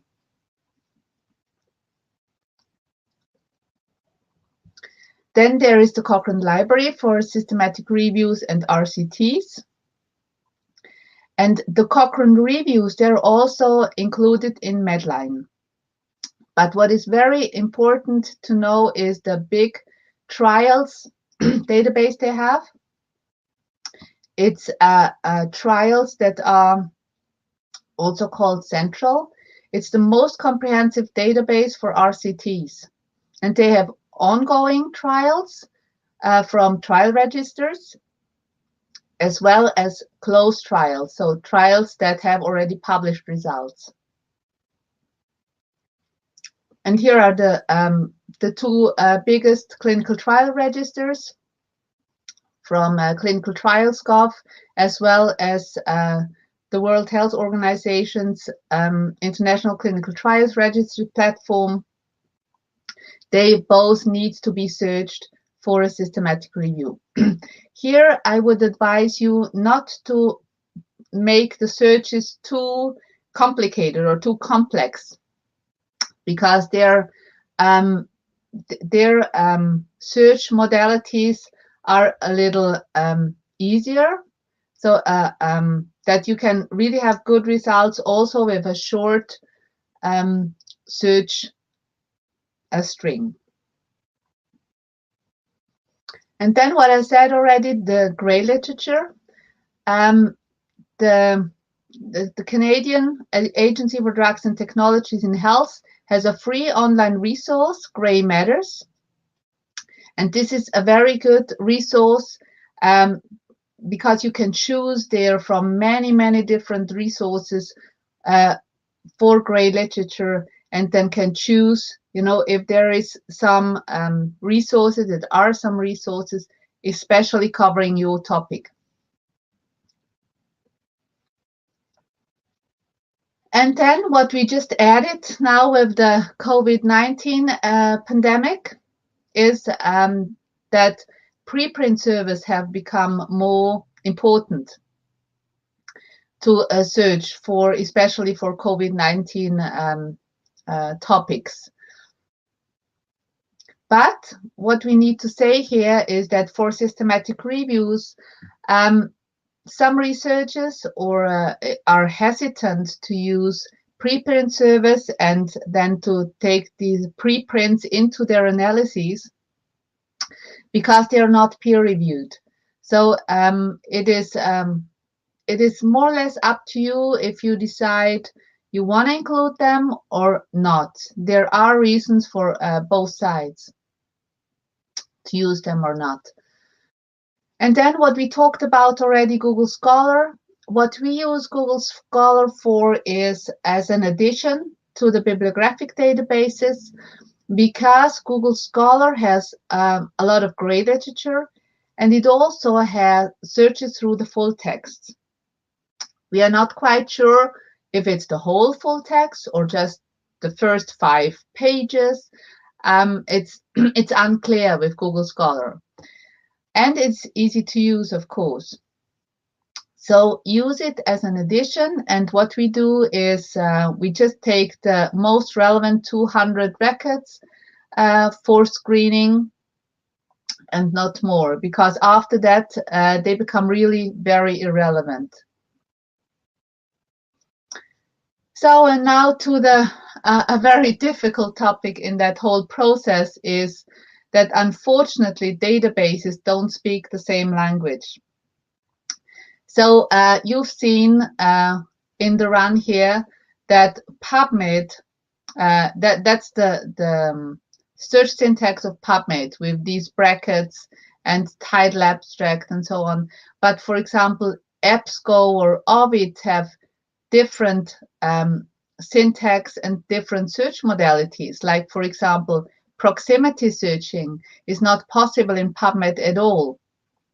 But in many others, like Cochrane or Ovid, Medline or PsycInfo, or on all Ovid platforms, it is possible to add these adjacency operators, where you can define that 2 words that you're looking for need to be in the vicinity of each other. So if you, for example, write ADJ 3, then there can be up to 2 words in between the search terms that you're looking for.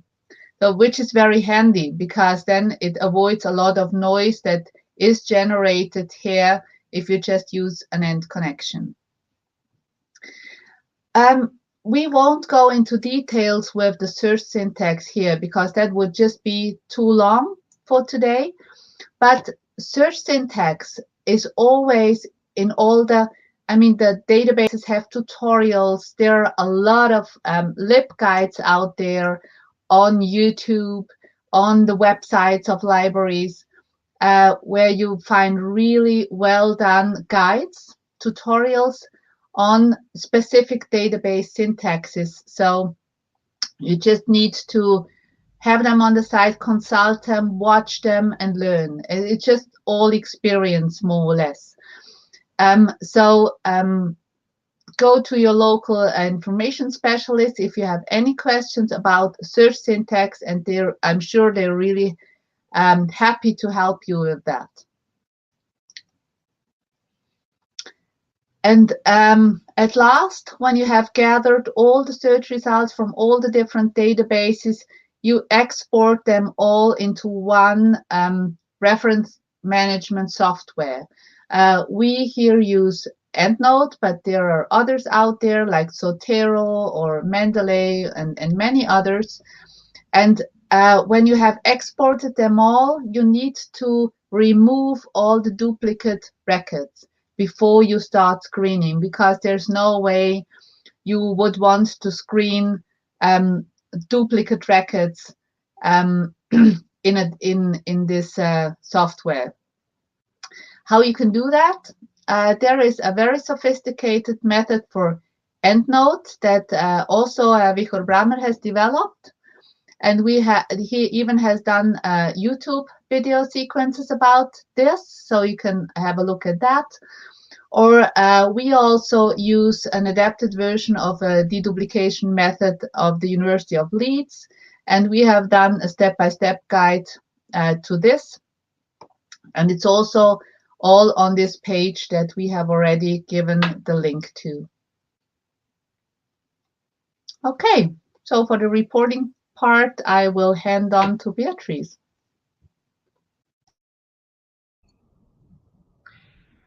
Yes, this is the last block. A systematic review has to be very transparent in his methodology, and this is also true for the searches.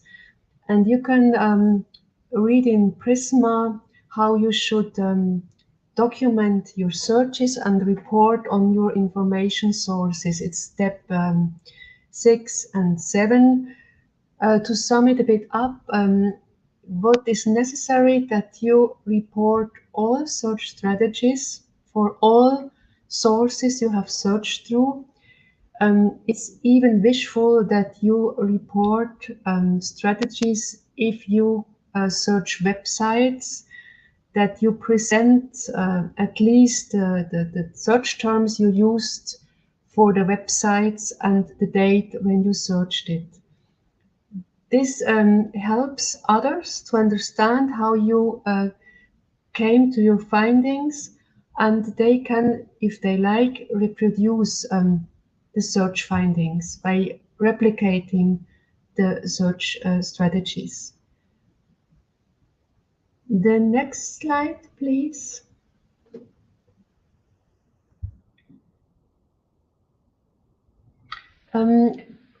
For the search documentation or reporting, there exists even a Prisma S 2021 extension.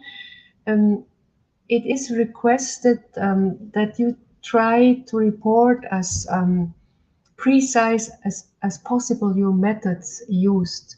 For example, if you should also mention if you did some citation tracking, for example, via Scopus or via Google Scholar, or you should indicate when you use search filters for finding some study types like RCTs, what kind of search filters you used. Then some search filters are validated, as Doris mentioned beforehand. Then you can even cite them. Then it's clear for everybody outside what filters you used. When updating a search, this is new.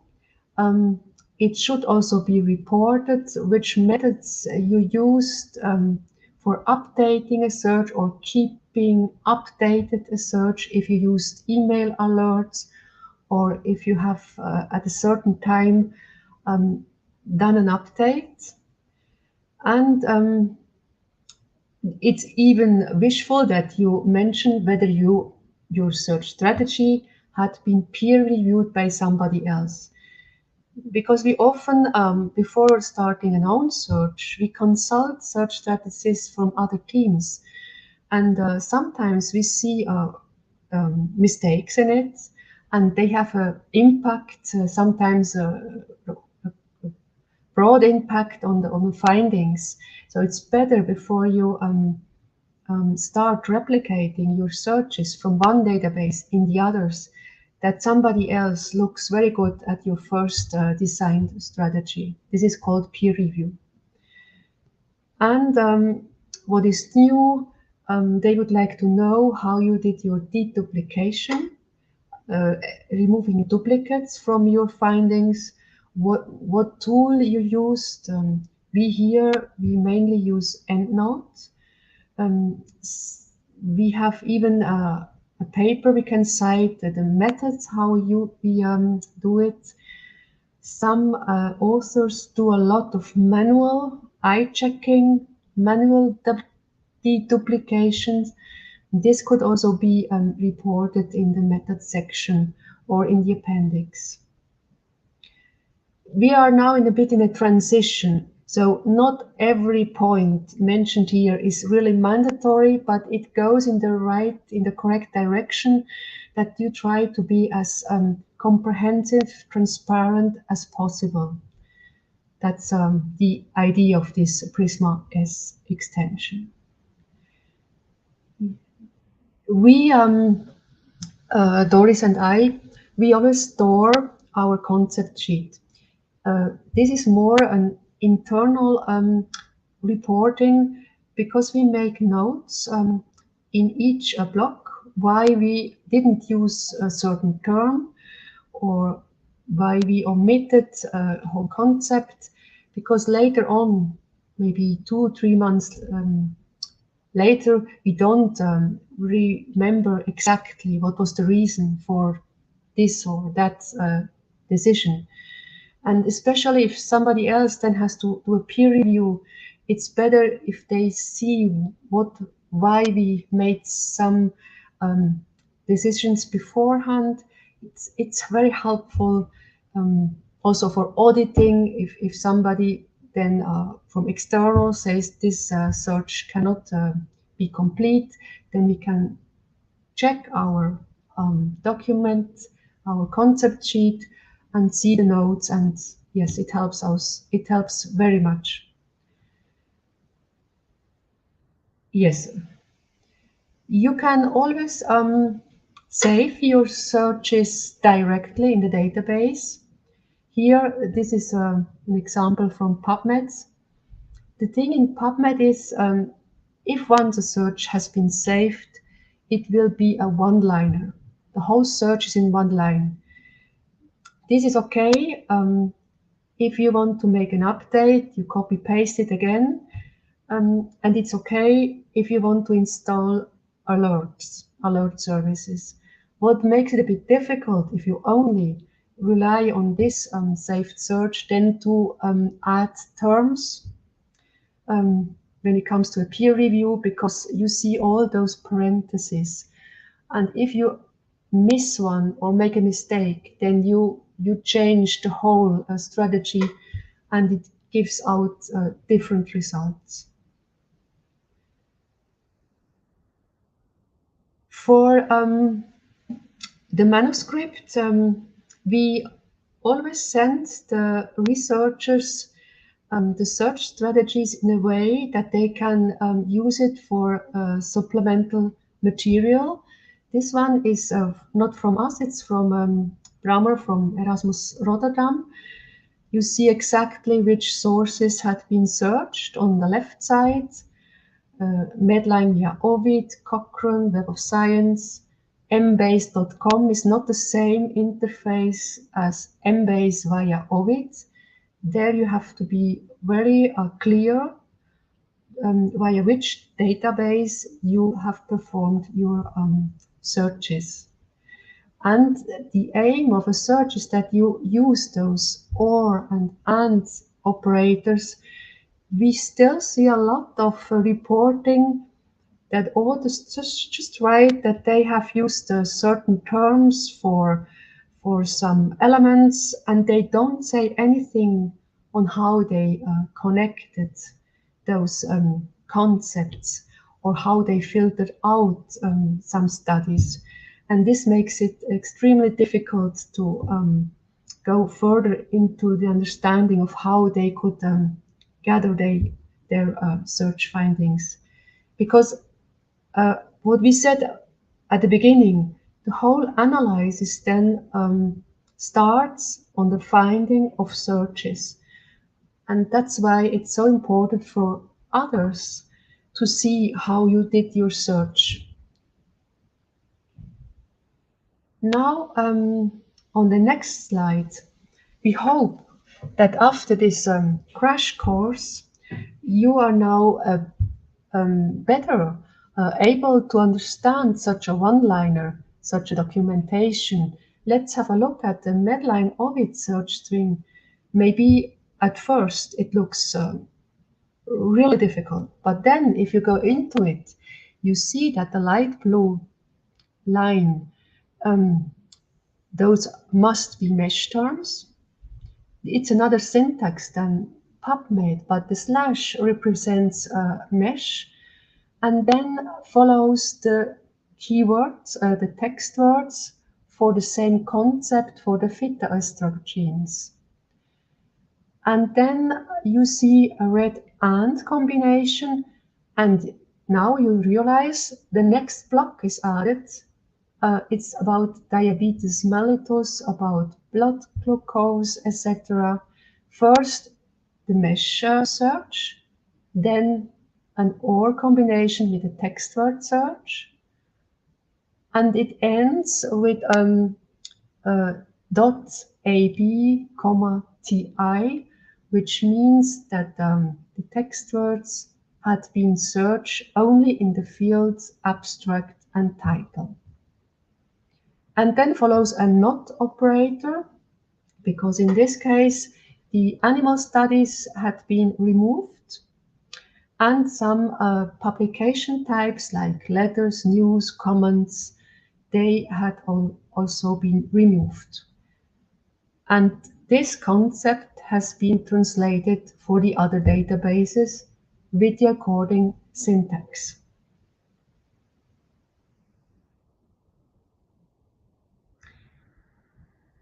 I think you are familiar with the Prisma flow diagram. This is the flow chart of the whole literature search process. The first part is about identifying literature, and you should always separate records identified through a database searching, like PubMed, Embase, CINAHL, and then separate it from additional techniques where you found additional records. For example, screening references at the end of studies that were included for your analysis. Some authors put Google Scholar to the additional sources, mainly if they have done a citation tracking through Google Scholar. And then you should always indicate the whole number of all references found before deduplication and after removing duplicates, because when you have eliminated the duplicates, those will then be the records you decided to screen for title abstracts. This is the Prisma 2009 flow diagram. Now there exists a newer 2020 flow diagram. As you could see from this Prisma statement, it's a bit more complex to be. The reporting is more specific, but you have the choice. You have the link below, prismastatement.org, where you find different schemes of Prisma 2020 flow diagrams, and there you can choose the one that fits best for your work. This is maybe the most comprehensive Prisma flow diagram we chose here. Yes. Okay.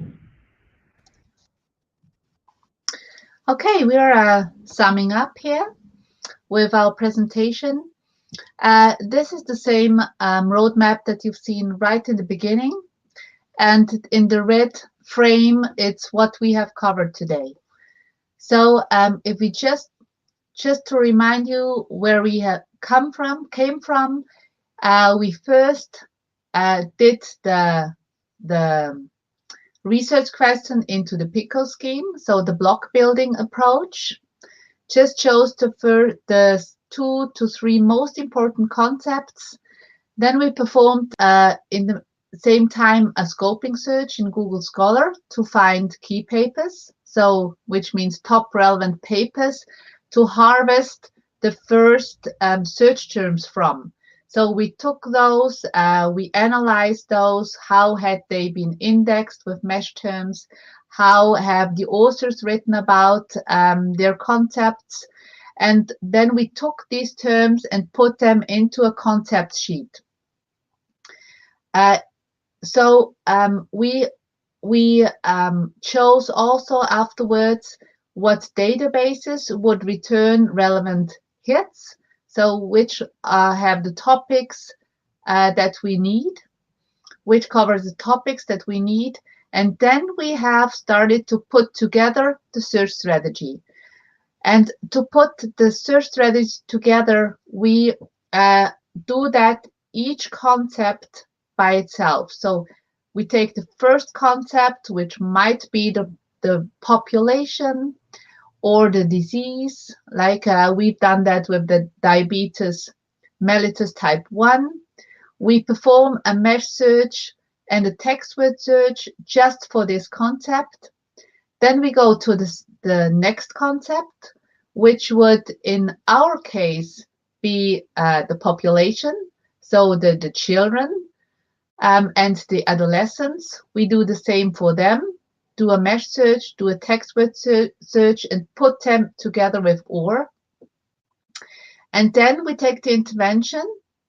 In our example would be the insulin pump or the insulin infusion systems. And in the end, we connect these blocks with END to get to all the papers that have all the 3 blocks as their content. And then only if necessary, we would add filters. And if we do so, just validated methodological filters if we go for the evidence, for the best evidence. If we are finished here, we would then do the documentation. But I need to tell you that it's best to do the documentation as you go along in the search. Never leave it just right to the end. Because in the end, after you've done all the translations in all the different databases and you had all the discussions with your colleagues or with other researchers about which terms to include, which terms to throw out, you have no idea anymore what you did. So it's really important you keep that concept sheet always close to you and fill it in as you go. And then also for updates, save the searches in the respective databases to get alerted about new results. And also then in the end, you do the export of the records to a reference management software. We did not talk about how to get to the full texts. And this is because in different universities, it is a little different, because some universities have a lot of access to a lot of full text papers, to paywall journals, and others don't. So what we always do, if we don't have any access to a journal, if it's an early research, we would probably contact the author, the corresponding author, to ask if he would send us the PDF. And most often that works well, because researchers, they like to share their research, and they're also allowed to share their research to their fellow researchers most of the time. If it's not downloadable anywhere, then you would probably need the services of your university library or of your hospital library, so that they can get the full text for you. Sometimes this is fee-based, sometimes it's not. Anyway, if you have been reading through the full text, you may realize that there are more terms that you have forgotten about or you were not aware of, and you should maybe still add to the search strategy. And so it's an iterative process. So you can still add new terms, but then you have to do the whole work again, of course, with the export of these additional records that is generated through these additional terms. So doing a search strategy for a systematic review is a long process. It takes time. Don't underestimate this. And it's iterative. So you go back and forth for quite a while. It can be up to a month or 2 months till a search strategy is really robust and exhaustive. Okay, so I think I mentioned already at least one of the take-home messages we have for today. Plan enough time to create a high-quality search strategy. That's really important. And always break your research question into the different blocks. We've seen that so much that researchers or students have come to us and they have, from the beginning, just put the whole question sometimes into the search fields, or they would just do a whole text word search with all the concepts, and then a whole mesh search with all the concepts, and end them with Boolean operators. It really can become a mess, and it does not return the records you are looking for. So if you stick to the block building approach, you're always on the safe side. And the block building approach is on that template of the concept sheet, so nothing can go wrong. And what I also said, document the search process as you go along. Don't leave it till the end, because you can really become desperate trying to remember what you have done in that search. Okay, and last but not least, we have made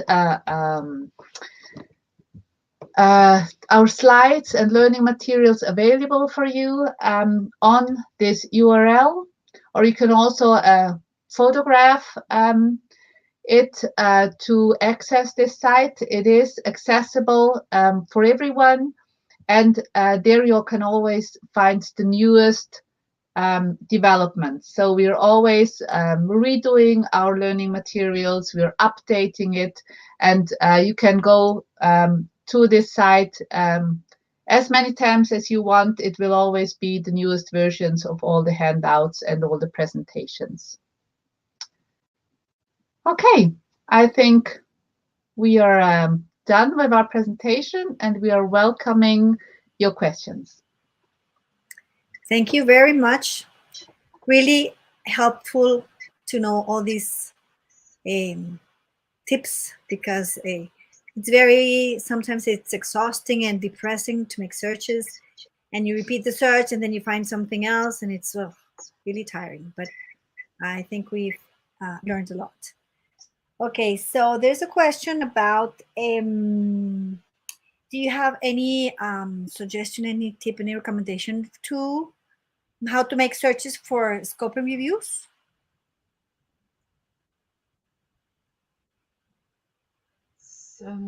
I would recommend to read this paper from Gusenbauer we cited, because in this article there is written quite a few methods how to do scoping searches. Actually, scoping searches are not regulated as systematic searches. You can do it the way you like it, and you don't have to document it. That is the good thing. We should not mix it up with scoping review. A scoping search is more an intuitive, first out of the head search to see a bit what is out from literature and where are key papers I could gather together. Mm-hmm. So it's not so strictly methodology passes one step after the other. It's intuitive. Mm-hmm. Okay, thank you. The other question is, if you use epistemonicals or like all these types of multi-bases, like databases that accumulate other resources, epistemonicals? Would you like to answer, or shall I go on, Doris?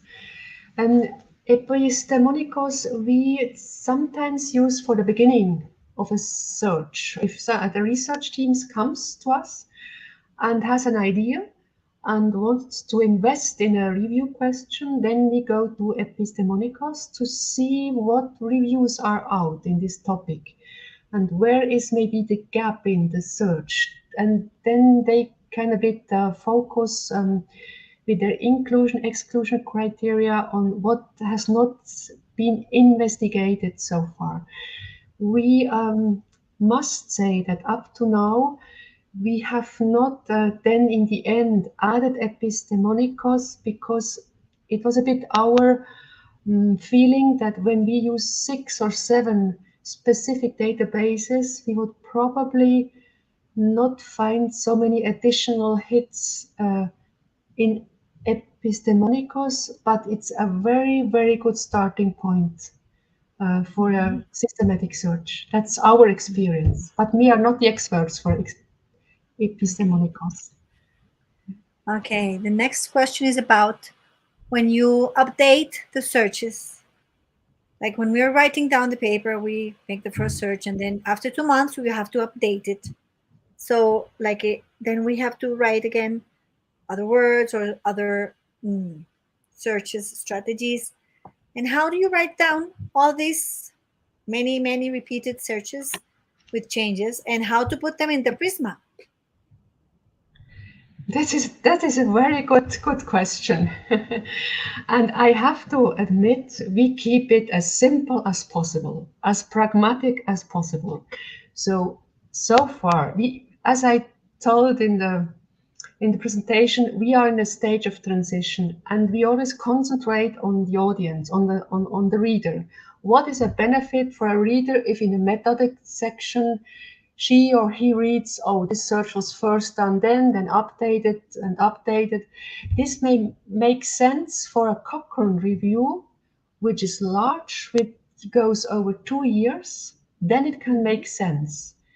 But for our systematic reviews, going streamline, and then after, let's say, half a year, you do an update, and then the manuscript goes into the review process, I would say we don't report on this updating. We just mention date last searched, point, and then this is enough information for the reader. it's another case if, for example, you have teams, they started in Australia with a team, with a scoping search. And then the team was splitted and some members, they left the team. And after 2 years, they come here and say, we would like to start again with this review. It has been nothing been done 2 years, but we would like to go on with it, and then maybe we discuss because the searches has been done by someone else. Now it comes to our department, and then maybe it makes sense to report on the updating of a former search. Then it can have a benefit for the reader, and they can realize why it took such a long period. But keep it simple. I think it's the best. Pragmatic. Yeah, nice advice. Okay, another question, please, is what's your opinion on Sci-Hub, on these places to retrieve articles that are legal? What do you think? We are also confronted with that question from our students and researchers. So what we did, we went to our legal office of the university to ask their advice. Now, what is it legal? Is it not legal? And what they told us is, for example, in the European Union, which we don't belong to, it is clearly illegal to download as well as upload to Sci-Hub. So our German neighbors, our Austrian neighbors in France, they are not allowed to use Sci-Hub at all. As for Switzerland, it's a little different. Here it is illegal to upload anything on Sci-Hub, but it is not illegal to download a full text from Sci-Hub. Okay. So our students and researchers, of course, are thrilled that the law in Switzerland is like this, because it's really easy, it's fast, it's handy. I mean, it's great as a interface. It's very easy to use, but we need to be aware of the consequences it might have. Also here in Switzerland, we always tell our students they can trace. I mean, the big paywall publishers, they can trace the downloads on Sci-Hub. They know exactly the IP range of, where are the most IPs with the highest download rate or upload rate. And if they want, they could try to sue a university or not a single person, or because that would not make sense. They would sue a whole institution if they can. And then, of course, it would be a lot of, it's just very difficult also for the institution or the university if it's confronted with this situation. So what we tell our students is, if you really try to get it from anywhere else first, try to contact the author, try to really go to all the subscription the library has, and only in the end, if also repositories don't have an accessible version, then if it's okay in your country, as it is in Switzerland, you can go download it, but please don't do it with your campus account. Do it in your private computer, or because the big publishing houses, they have no interest to sue a person, a single person, So this is what we tell our students. Okay, thank you. So I would like for Livia to tell us now our resources to download original articles and what we have in the university. Thank you. Livia, dale. Okay. Bueno, desde biblioteca nosotros tenemos suscritos alrededor de 300 o más recursos, bases de datos, y desde allí podemos descargar artículos que seguramente estén en PubMed, en Web of Science, Scopus, etc. Pero en caso de que no se encuentre el artículo, nosotros hacemos parte de convenios a nivel local, nacional e internacional, y a través de un servicio llamado obtención de documentos, les ayudamos a los usuarios a conseguir los artículos de interés. Es posible que no tengan costo y nosotros los ayudamos a tramitar esa compra de artículos. Ya en última, si no se logra conseguir o si el usuario de pronto quiere contactarse a través del autor del artículo o de los autores, igual nosotros también hacemos el proceso de contactarnos con el autor a ver si es posible que nos compartan su artículo. Ese es el mecanismo que desde Biblioteca tenemos para ayudarles a conseguir el artículo de interés. ¿Y aquí en Colombia es legal acceder a SciHub? ¿Sabes? No, no es legal. No es legal. No es Okay. legal. Ya si el usuario decide descargar información, es por su propia cuenta y riesgo. Ok, thank you. Gracias. Sí. Bueno, creo que hay más preguntas. No. Bueno, pues muchísimas gracias. Thank you very, very, very much. We've learned a lot. I would say, like, for the last message for people who are attending to these presentations is to practice and search and search and search. If you search a lot, you learn a lot, then you won't get sad or frustrated with when you don't find anything or when you find a lot. So thank you very much.